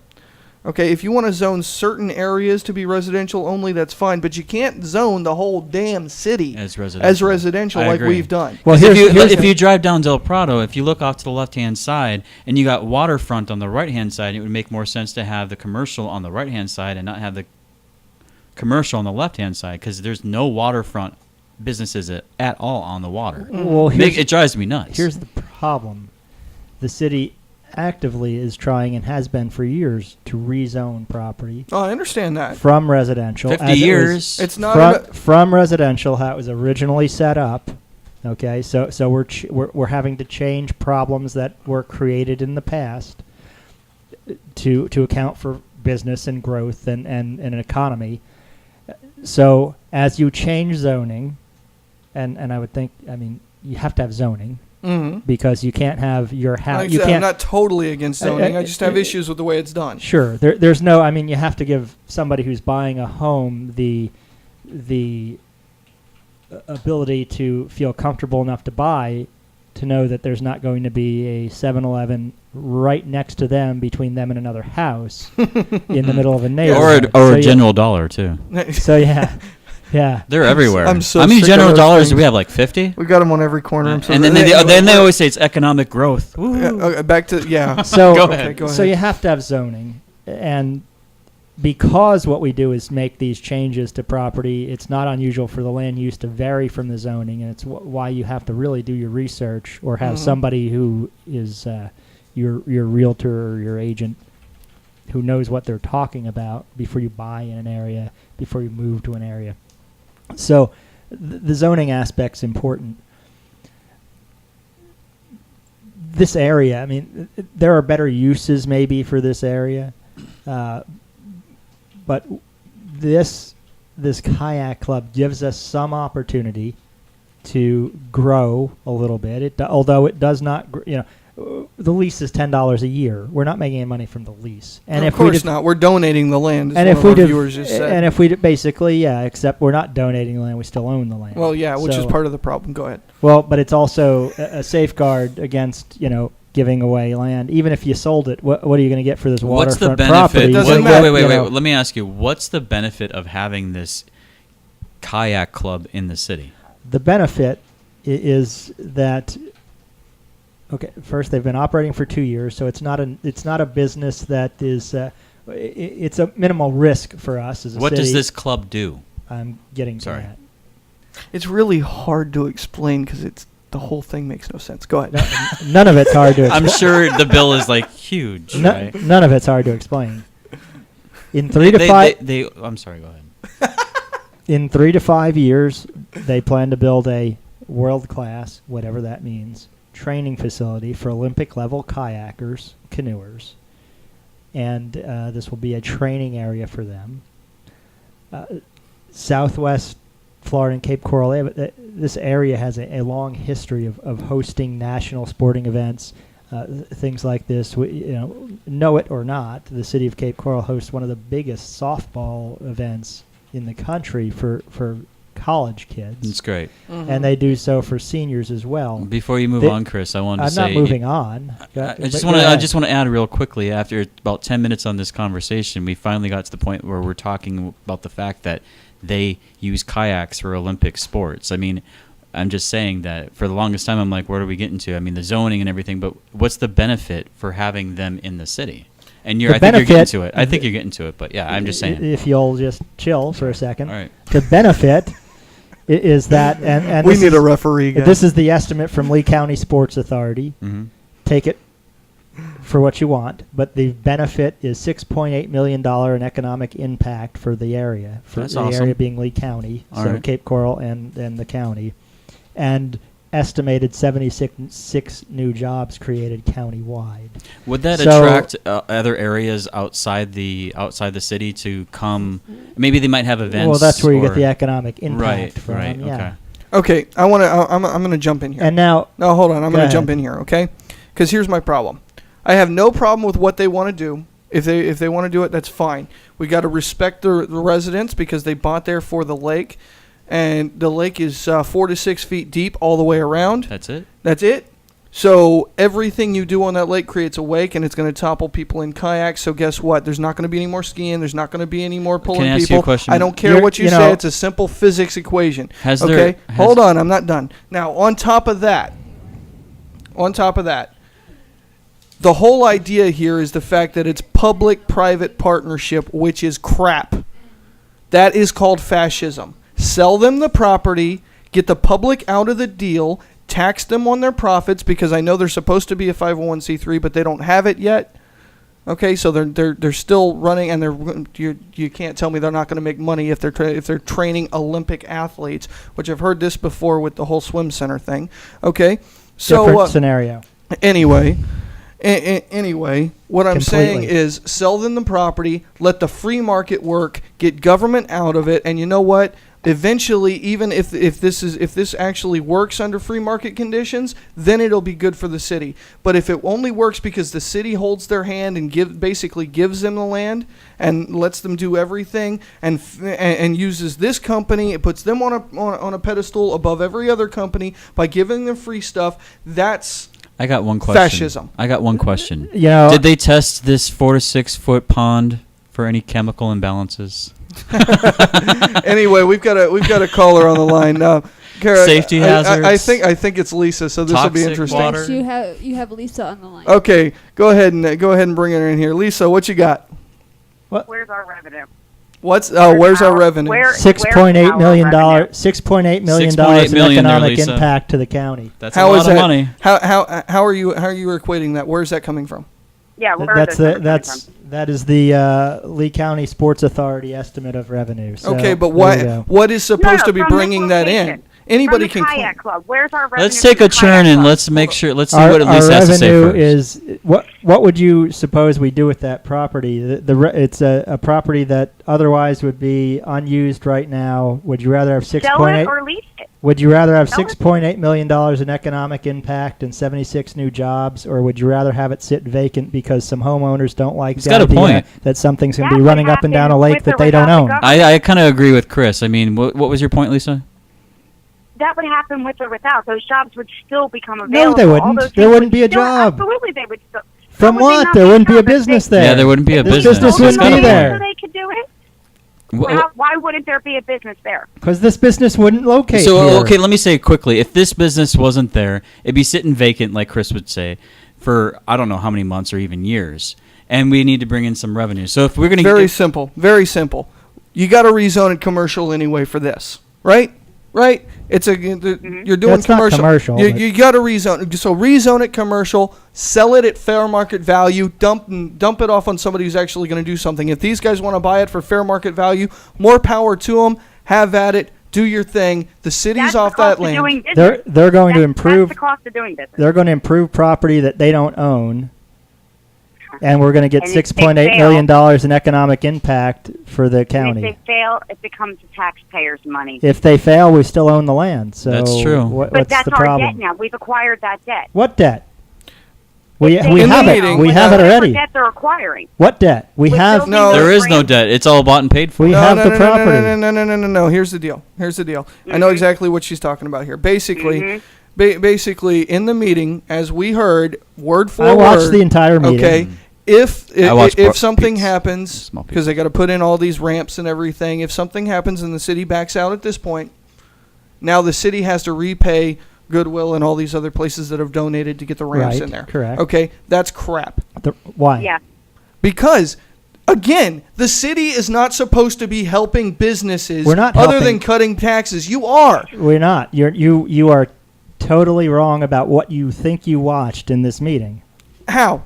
Because how first are of we all, doing anything first but of all, basically We're sitting there. giving We all land? heard the same thing. First of all, there is a ramp there. They're improving, and the money coming from places like Goodwill, the donations They're that these donations, groups are yeah. donating to the group in order to improve the property. Once the Why is that property is wrong? improved, if we throw them out of that area, if we say, okay, we're done, after they've improved the property, this is their safeguard to their donors that says, if we give But you even money if to they improve, opt- Oh, let no, me no, no, finish. no, Let no, me hold finish. on, if Lisa. if we give them money, if we give your kayak group money to improve the property, and the city throws you out, we at least get our money back for what we've invested in the property. It's not just the city getting out; it's them getting out. If they choose to leave because they failed, That's it's incorrect. our That's not dollar. correct. Well, that is what was said. The one thing I'm Well, you concerned can- Hold on. Can I say One something? at a time. Wait. Here's the deal. Okay. I want to know if they're giving kayak lessons. Yes, they will. Here's the deal. You're still you solve this whole thing. Sell them the property. If they want the property, sell it to them. That wasn't And then the if they motion. and that doesn't matter. Sell them the property. I don't And disagree. that's what should have been done. This should have been a unanimous no vote, and then they take a vote on A- selling the property to absolutely them. not. Because here's the deal: all this is fascism. What they did with You can the call 501c3 all you want. It's a for-profit business. So is Goodwill, by the way. You can be a Yes, they are. 501c3. Goodwill's not the issue here. No, what I'm saying is they're just like that. They're going to make a profit just like every other business that's 501c3, except for very, very few.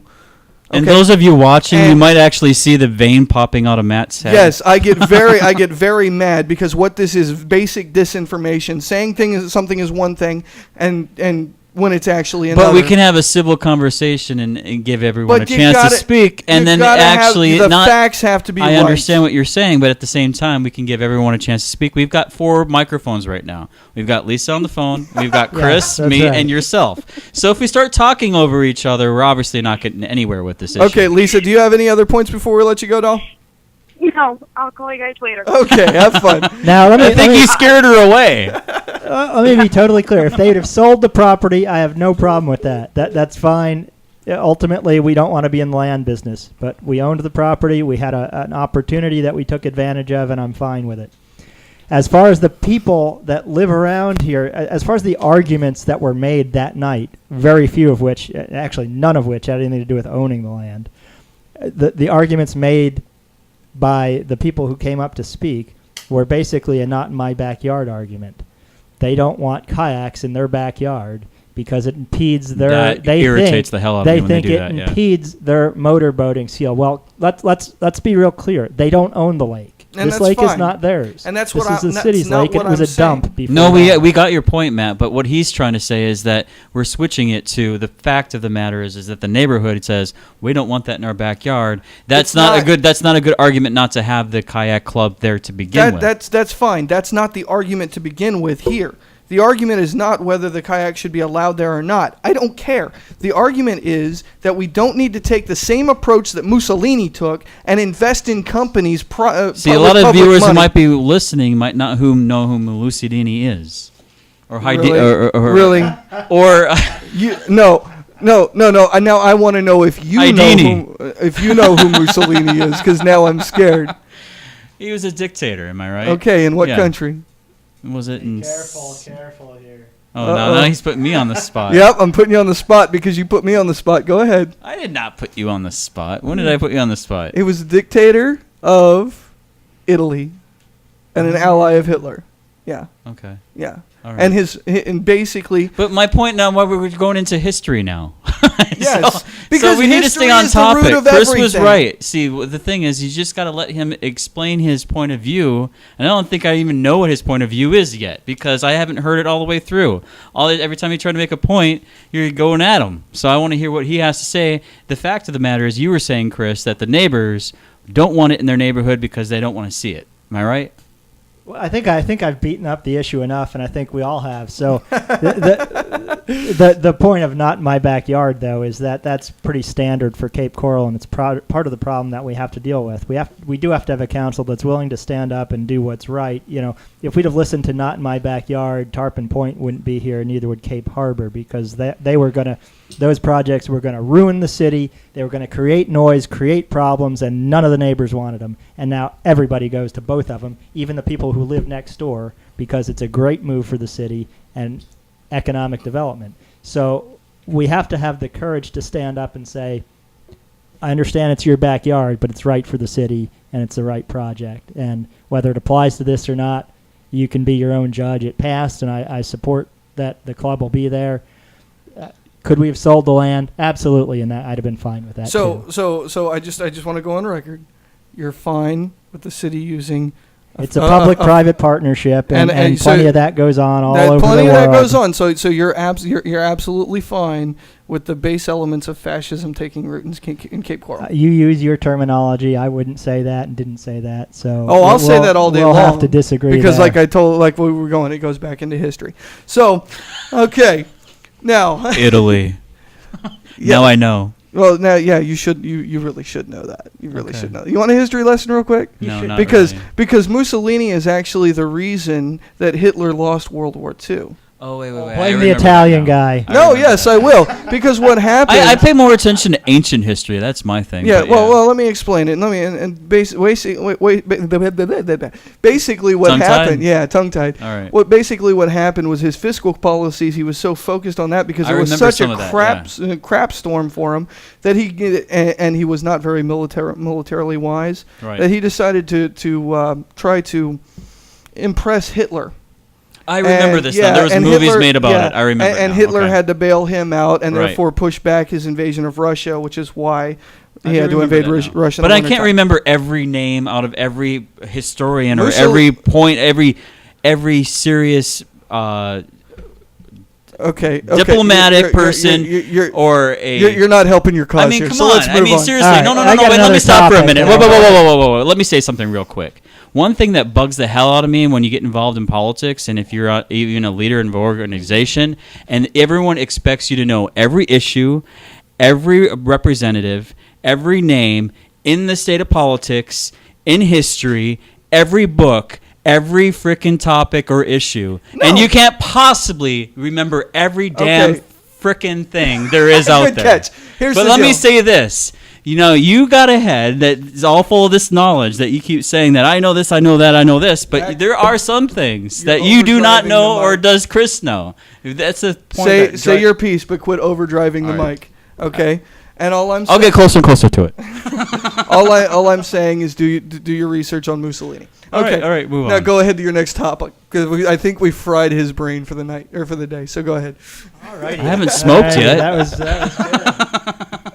I'm still waiting for that legalization of that miracle marijuana. Okay, go ahead. Okay. Enough. Just a enough, joke, by the way. Enough. Go ahead. So my other topic tonight is Scott Walker and income tax. Scott Walker, I'm from the state of Wisconsin. governor of Wisconsin, Yes. Rick. You're going to bring up one of my big topics that's going to actually make me explode, aren't you? Go ahead. I don't know.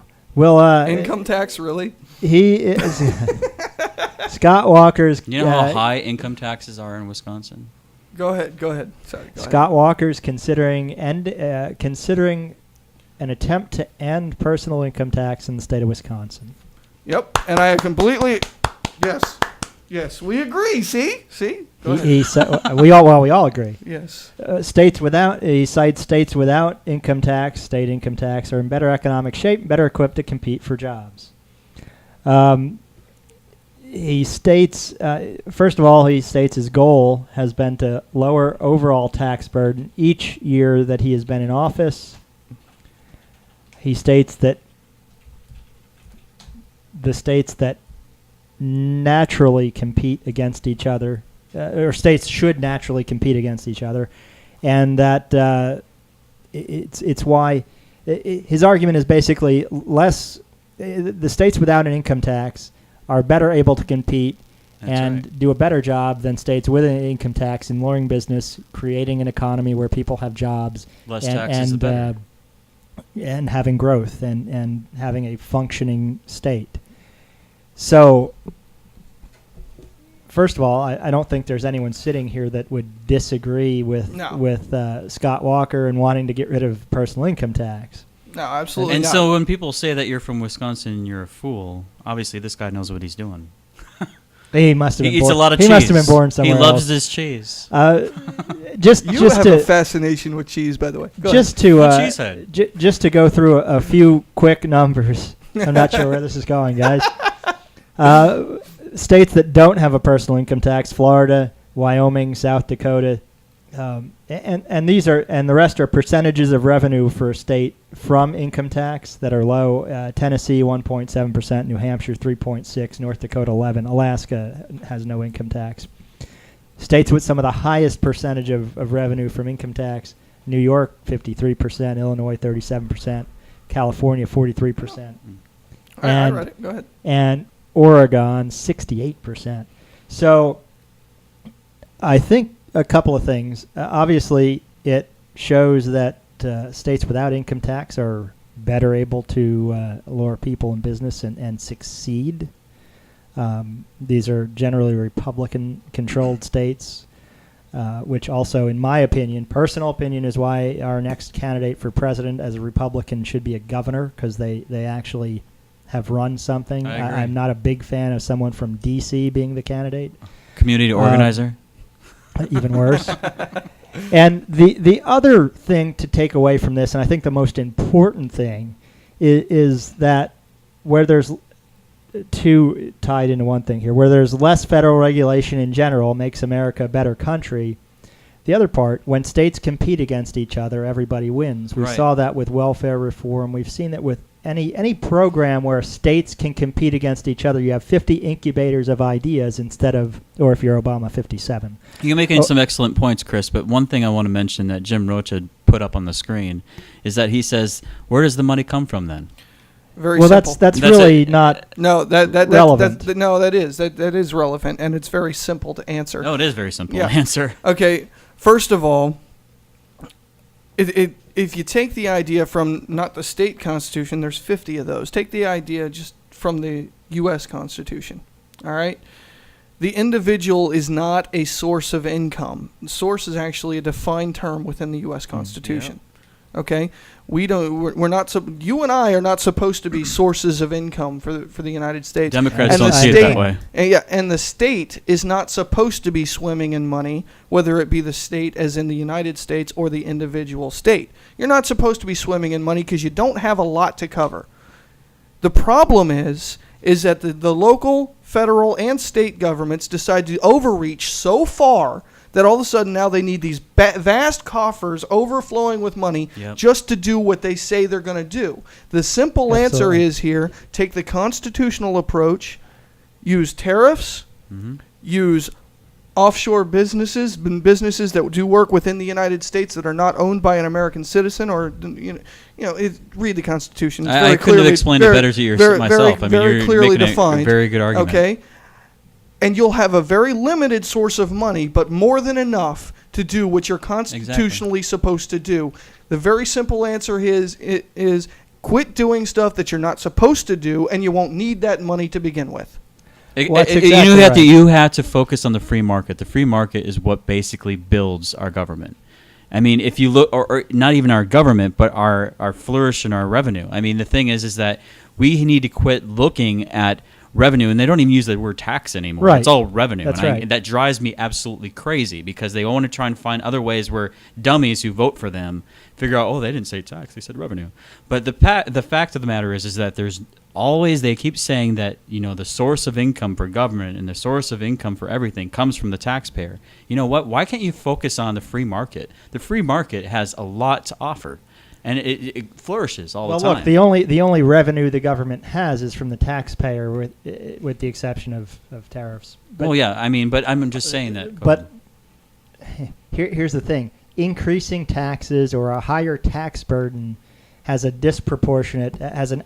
reverse impact on revenue to the government. Exactly. It doesn't increase take to the government; it decreases it. And Jim, I know, I love you, but. I'm hoping in the new year that you'll come up with at least one Republican idea since you've switched to the Republican Party. So I really, it's disappointing. I'm gonna stand up for Jim here for just a minute, okay? Let's hear it. Because I meet with Jim most weeks, and if anybody else wants to meet us there, he actually has a good little meeting every Wednesday night down at Dublin's. Yeah, it's a good little meeting. I go down there, we talk, and you know what? Jim's more to the right than you would imagine on but most he of the doesn't put it out there. He's a politician. I'll give him that. He's a politician. Okay, now I love you, Jim, but you are a politician. Okay, so I'll stand up for him on that. Now he's not hard-line conservative. I think he's more of a libertarian than a mainline Republican in many ways. In some ways, he's not. In some ways, he leans more to the left. In some ways, he leans more to the right. So, but he's very middle of the road. What libertarian do you know supports Obamacare? I didn't say that I agreed with him on that issue. Did I? Yeah. And he showed me this graph before, and I see this, and you can put that on screen, Kara. This is the income tax graph. This is what Jim just sent us through our Facebook page. And it's a good graph, and it shows, quite honestly. I don't know if you can read it. I may have to zoom in. Hold on just a second. Yeah, it shows basically, I'll explain it. It shows that the vast majority of the taxes are paid to the state level by the lower incomes than the higher. Now, I know, and it's true. It is true, because that's the way it works out. Through tax loopholes, and there's several ways that people with money get away without paying. Just like the Paul Murray budget, they could look at all the wasteful spending and take that. Here's the thing: there's nothing wrong with getting out of those taxes, because as I explained just a few minutes ago, those taxes are wrong. You want to fix this? You shouldn't be taxing any of those people to begin with. Period. The whole thing's a moot point if you do it the way it was meant to be done all the way back in the 1790s. It's a very simple fix. This is not the problem is politics and multinational conglomerates that are actually controlling our country and trying to constrict wealth here. Okay? Yes, that's the problem. Get rid of the taxes altogether on the individual and go back to a constitutional tax system. Chris, it looked like you have something you want to add. Yeah. No, I don't. I mean, I'd love to not pay taxes, and I'd be fine. I think you're right. I think you're right. But I also want to be realistic and say, the chances of that happening, there's a better chance of me being hit by lightning and a meteor at the same time. I wouldn't go that far. You wouldn't? No, I wouldn't. You honestly think there's a chance, I at think least in the next 20 years, that's going to happen? Well, so you're going to put me on the spot, and I'm going to say something that's going to get me in trouble. I'm not the only one that does it. Yeah, well, no.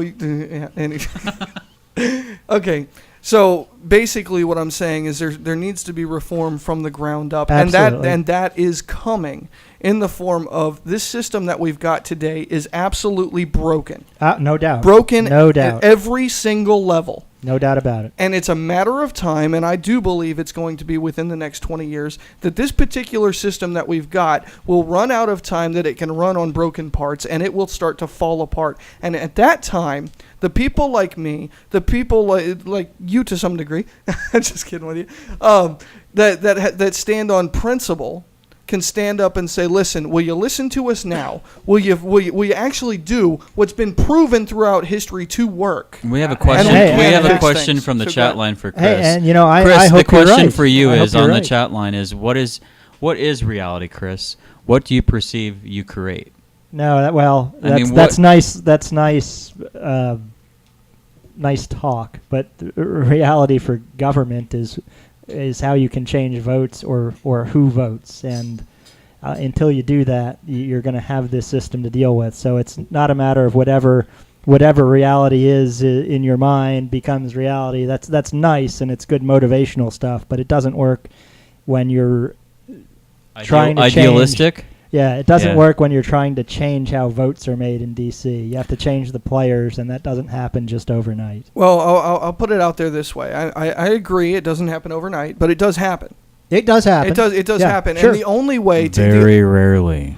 the only way to actually get to where we need to be is to actually put this out there like I'm doing right now and say, look, this is the way it's supposed to be. And then eventually, truth grows. Right. Truth grows. A lie goes around the world, before the truth gets its shoes on. I understand that. But truth does grow slowly. And Like over that. time, Excellent quote. yeah, thank you. I don't remember who said it to begin with, but it is a quote. It's not me. It's great. So, yeah. But anyway, over time the truth does grow, and over time the truth does win. So Yeah, yes, that's right. you can't go there and you can't say, well, we've got to do it this way because doing it the right way will never work. No. No. You stand firm on principle and say this is the way it's supposed to be. No, I don't disagree with that. Okay, hold on. Ricky's got to say That's something. The on microphone purpose. died. Jeez, you like hit my nose with that mic. The one person here said lead by example, and I think we've shown that not just with the show, but everything else that we do outside the show, and everything that we stand on. I mean, you may not agree with us with everything that we do, but we do stand on principle, as you were just saying earlier, standing on principle and standing on what you believe in. I think a lot of things that we do resonate with that. And that being said, I mean, from everything that's happened in the last week or two with the whole Radel thing, or even to what we're doing on City Council, where now we're calling out some hypocrisy there, and we're talking about the Second Amendment issue and all these other things that we're talking about, we at least are standing up and saying what we believe in. And Yeah, I think I mean, that has a lot to be said. I don't itself. think any of the three of us disagree on the big picture stuff. I think we disagree on maybe a little process and how it happens, and we don't really even necessarily disagree on that. There needs to be people like you, Matt, who are going to be the guy with the 1 mile radius bullhorn, but there also have to be people on the I inside. can't wait to break it in, by the way. Yeah, I mean, but there also have to be people on the other side who are trying to change it from within, and eventually you converge on the problem from both sides, and that's the way you solve it. Oh, exactly. There's got to be, and Ricky and I have talked about this. Yeah, we do. We talk outside of the show too, guys. I'm sure you know that. But Ricky and I have actually sat down and talked about this, and there's a big need for people like me that actually put it out there and are bold about it in your face, and you know what, I'm going to steamroll you. We need that. We also need people like Ricky and like you that are willing to try to work with everybody and pull everybody slowly along. And the way I explained it to him is there's two types of leaders. One is like me. I'm not going to go out public and say, you know what, I'm not sure of this. I'm not going to do something unless I'm 100% sure of it. I'm going to steamroll everything I possibly can. And then people like Ricky will come along behind me and rebuild from the ashes of what I destroy by actually just going in full force. And that's how we get a real vibrant society. Two different types of personalities working together. And it's it's a strategy, and it's a campaign strategy too, called having instigators and reciprocators, and Yeah. those are the terms. Yeah. It was working just a minute. Oh, there we go. Yeah, Hello. it's working. I'll figure out what's wrong with your mic this week and fix it. No, I was just going to say that you had an excellent point, and the thing is that I think it's going in and out. Yeah, I think it's Yeah. a. Might be the cord. Yeah, I think a cord issue. Yeah. Yeah, here, hold on. All right. No, I was just going to say that the more that we actually get loud, and you were talking that you have a blowhorn, not blowhorn. Bullhorn. That sounds so dirty, doesn't it? Blowhorn. Anyway. You need some of those flavored Power horn. condoms. Do you need some of the flavored condoms? The flavored for the condoms, I'm blowhorn? sure I could probably use one of those later. but This has anyway. gone a direction I did not want it to go. Anyway, as I was saying, when we use a power horn, using it to get attention and get the media involved and building relationship with the press and actually voicing your opinion and being recognized for the hardships that you do and actually voicing your opinion, I think it can go a long way. And not just saying that, but if you start, like for us, for example, what we do with the Young Republicans, and we have forums and we reach out across county lines and we start calling out all the hypocrisies that go on within your counties or with outside the counties, I think people take notice and they go, gosh, you guys stand up for something. And one thing I got to mention, and I think Matt wasn't going to bring this up, but I'm going to bring it up anyway. Just a few days ago, he yielded through a stop sign, but didn't necessarily stop at the stop sign. And I got to say that he got pulled over, and then he had his license checked. They walks back to the squad car, and he goes, "Are you Matt Worlery with Paul Revere Radio and Young Republic?" He never calls you Whirly. Hey, you know what? At least I'm not stammering my words just yet. All right. Anyway. Whirly. So anyway, he goes, "You're with Paul Revere and you're with Young Republicans?" And he says, "Yes." He's like, "Keep doing a good job," and just gave him a warning and walked away. So, it really resonates, and I think it gets out there, and I think people take notice on what you do. And if not just us, but everybody that's listening or chatting or watching, you need all to be doing the same thing. So that's all I want to say. That's it. And guys, it's you got to do more than just talk. There's a reason we do more than just get to talk on this show.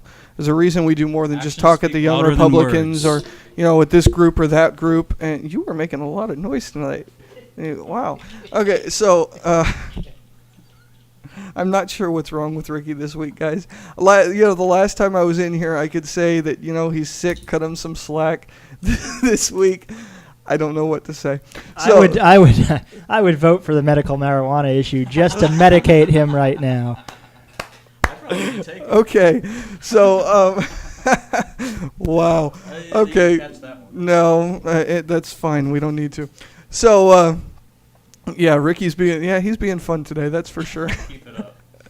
So what I'm trying to say is that you've got to do far more than just speak out and preach to the circle or preach to the choir. We don't want to preach to the choir. There's a reason that I'm really excited to get my brand new bullhorn because I haven't had one for a while. Okay, there's a reason bullhorn, bull. Yeah, okay. So there's a reason that I enjoy getting out there and stirring things up is because it reaches people that you can't reach on a show like this or at a meeting like Young Republicans and stuff like that. We got to quit preaching to the choir, get out there in the public. That's why protests are so effective, because it's not about standing in front of a building and intimidating them. It's about people walking by, seeing that, and getting involved because they know that you're right. And what? Matt Waves. Matt Waves? Make waves. Oh, make waves. Okay, he can't even read at this I'm point. talking about. Turn the fonts up on this screen. Yeah, that's true. You are blind. I'll give you that one.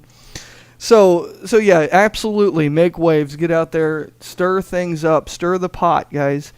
Because the more you stir the pot, the more people we reach. We need to, again, just get out of quit talking to the same people all the time. I'd say, I get involved in one group or another, and I see that they're always just talking amongst themselves, and they're never reaching anybody else. You can't grow that way. Well, and that's exactly right. It's one of the problems that we've had as a party, Republican Party. It's there's no outreach. You're exactly right. Talk to the same people, go to the same events, meet the same people, recruit the same type of people, and it's not getting out there. It's not trying to broaden your base. It's not reaching out to the younger generation. It's not reaching out to the minority communities. It's not doing anything to grow, and that's a concern, definitely a concern for my party. Chris, Jim Roche says, did you read it? I I don't know if you have it on the screen. No, I had it, and I don't Chris, have much to say about it. You don't have much to wait, say about no, it? wait, I might have been looking at something else. Okay. Well, go ahead. No, You can- I didn't see what he put up. If I can actually see it. You don't think my way of cleaning up the Lake O water by putting business and farmers together with a fix that does not need tax dollars is not Republican? No, that's great, Jim, and it's something that we need to do. It's something that I'm glad you've worked on, but I got to say that on some of the bigger ticket issues that we hear about all the time, you're still on the other side of the aisle, and for a guy that switched the Republican Party, it's just a little strange. But hopefully you can take the Republican ideas you have and run with them and do the best for us out there. If you should get elected, then I'm sure the Lake O thing is big, and it's going to be a big thing for our area. So hopefully you can make something happen with that. He brings up a good point too, and this is actually, I know this is going to irk you guys to hear, but it's actually heartening to me because I've seen Jim brought up it's not just the Republican Party, but it's both parties have actually lost somewhere around the lines of 20% of their affiliation in the past in the past few years. Yeah, and he's right. That's extremely heartening to me. It's about time cold, people hard stand numbers. up and say, you know what, it's time. I'm getting sick of things. You know what? Yeah, I'm still a Republican, but you know what? I speak out against them, and I'm the biggest thorn in the side of the Republican Party in this county that you could find. Okay, well, am I not? Am I not? I mean, I just don't have a microphone. yeah. Okay, yeah. Well, just Thursday night, I was a big pain in the tuchus. Yeah, I had to think of something because I was going to say something I shouldn't. My grandma uses the word. I was big pain to the Republican congressman because he didn't have anything worthwhile to say. He wouldn't answer a question, and it drove me nuts. Okay, so. Well, and my point with all of that is we have to have Republicans who actually act like Republicans and vote like Exactly. Republicans and are Republicans. And, I'm you know what? saying- go ahead. And of course we're going to see a drift away from both parties as we see more ridiculousness out of Washington, Exactly. D.C. And We're seeing them some of merge the into things, one party. You know some of the things, Matt, that have a higher approval rating than Congress? Cockroaches have a higher approval rating. Oh, exactly, 6%. Root canals and about traffic have a I higher talked- approval rating than Congress. I talked about this a couple weeks, and can we not just admit that at a 6% approval rating, this is an illegitimate government, and we need to just clean out every one of them and start over? It is a very, very broken system, and I think, some of the friends I have who are staunchly Republican will agree it's the Republicratic Party, as one of my friends Thank uses you. the term. Yes. And that is a problem that we've got to fix. As a Republican, we've got to fix that and be Republicans, not be Democrat light or the Republicratic Can I say Party. something? All right, I have to use another microphone, but I'd like to say, I think the two of you have made me one thing, a conspiracy theorist, because my microphone is not working. Love it. Well, that now it's working. See? Oh, is it? Yeah, now it's working. All And right. conspiracy theorist simply means that you can think for No, yourself. now you turned it back on. I don't even have the Right, controls. you don't have controls? Talk to her. Okay, Talk well, to her. Go ahead, Kara. Kara has something to say. I don't think my mic is working either. It's working. It's working. Go Okay. ahead. So first of all, I am not messing with Ricky's mic. Second of all, you have a challenge. You have a challenge from Jen. She says, "How do we have an approval rating for cockroaches? And where did you get that info?" Well, it's not a I wanna know, challenge. too. She's it's asking a question. It's Go not ahead. a challenge. It's a joke. So, let's lighten up. It's a cockroach joke, okay? No, guys. Congress does have a 6% approval rating. It's the lowest approval rating for any government in history that I could find. Okay, so should anybody really be surprised? hold on. Say that again? Should anybody really be surprised? Absolutely not. But what I am surprised at is, now granted, there's a large degree of brainwashing. That Mike is driving you crazy, but it is me too, so it's okay. No, there's a large degree of. Would you quit that? What is wrong with you this week?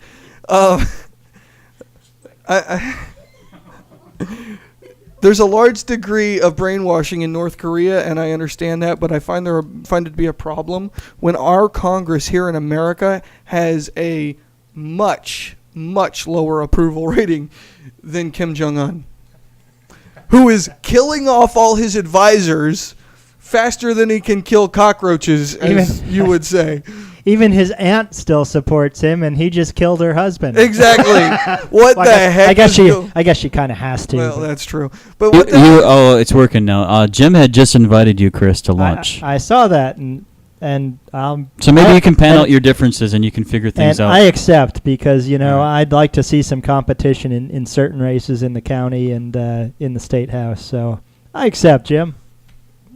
Well, there you go. There you go. Lunch date. So, yeah, guys, I think it's about time we wind up here. I'm not sure exactly what happened to some of this show, but it was fun nonetheless. I hope you guys enjoyed it, and there was a few issues that we didn't get to, but we'll get to them next week. And next week we'll be broadcasting over the bullhorn, right? Not on air. So no. I might hang it up back here. Yeah, nice, I might. Nice. So, and I've got 2 stickers that I'm going to put on either side, so you regulate the state. You'll like that. That's cool. Anyway, yeah. So before I sign off here, I want to tell you guys to pay attention to something, and I can't say a whole lot about it. Can I say one more thing? Yeah, go ahead. I have to use your mic. Oh, no, your mic's working right now. We may sing a Christmas carol at the end. No. Well, my parting thoughts are Merry Christmas and a Happy New Year to everybody who's listening, and hope everyone has a great, safe, and enjoyable holiday. And I have no problem with Christmas carols, guys. I just don't want to hear him sing. But go ahead. I was just going to say, can you hear me? All right. Boob. As soon as you start talking. Boob quake.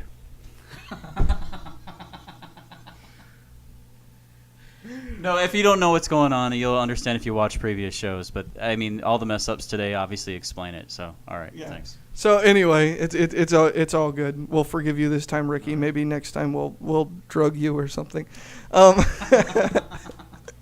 So, all right. But I wanted to bring up one other thing I want you guys to watch for, and I want you to pay attention to, okay? I can't say a whole lot. I know a lot more than I can say, but I do want you to pay attention to the lawsuit that's going on in Cape Coral right now. You know a lot about this, Chris, I too. better put the mic back. Yeah, on. you turn the mic back. I forgot we were going here. Yeah, this is going to be really quick. Oh God, this is going downhill quickly with this guy.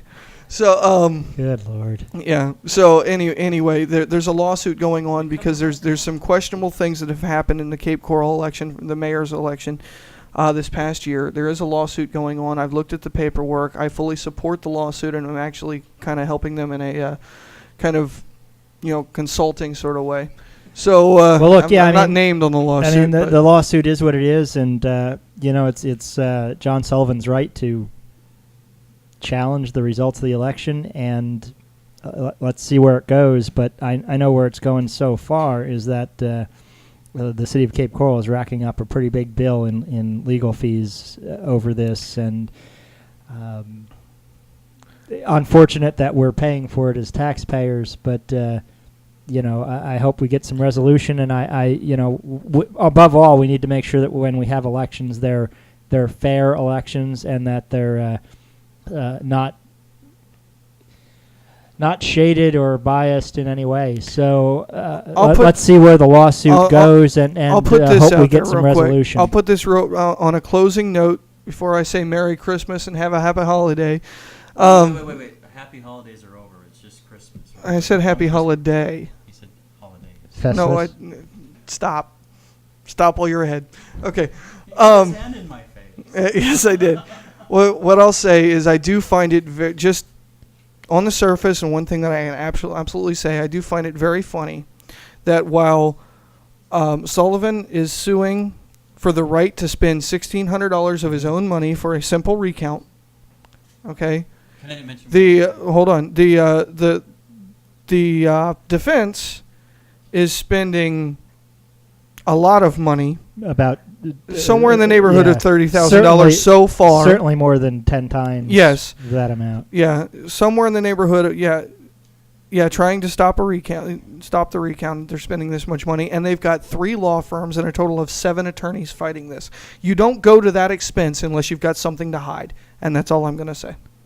Let's see where it goes. I think we'll have certainly more to talk about on this issue. I don't think we're done with it as it goes on. So Yeah, let's and see where it goes. I'll have a little something to say every week as I can leak more and more out to the public. I have to be very careful what I say. Obviously, I don't want to ruin a case on either side. So, but with that said, guys, keep an eye on that, and we'll get to some stuff that I wanted to get to that we couldn't get to this week. Next week, you guys have a Merry Christmas, and we'll see you next week. Merry Christmas.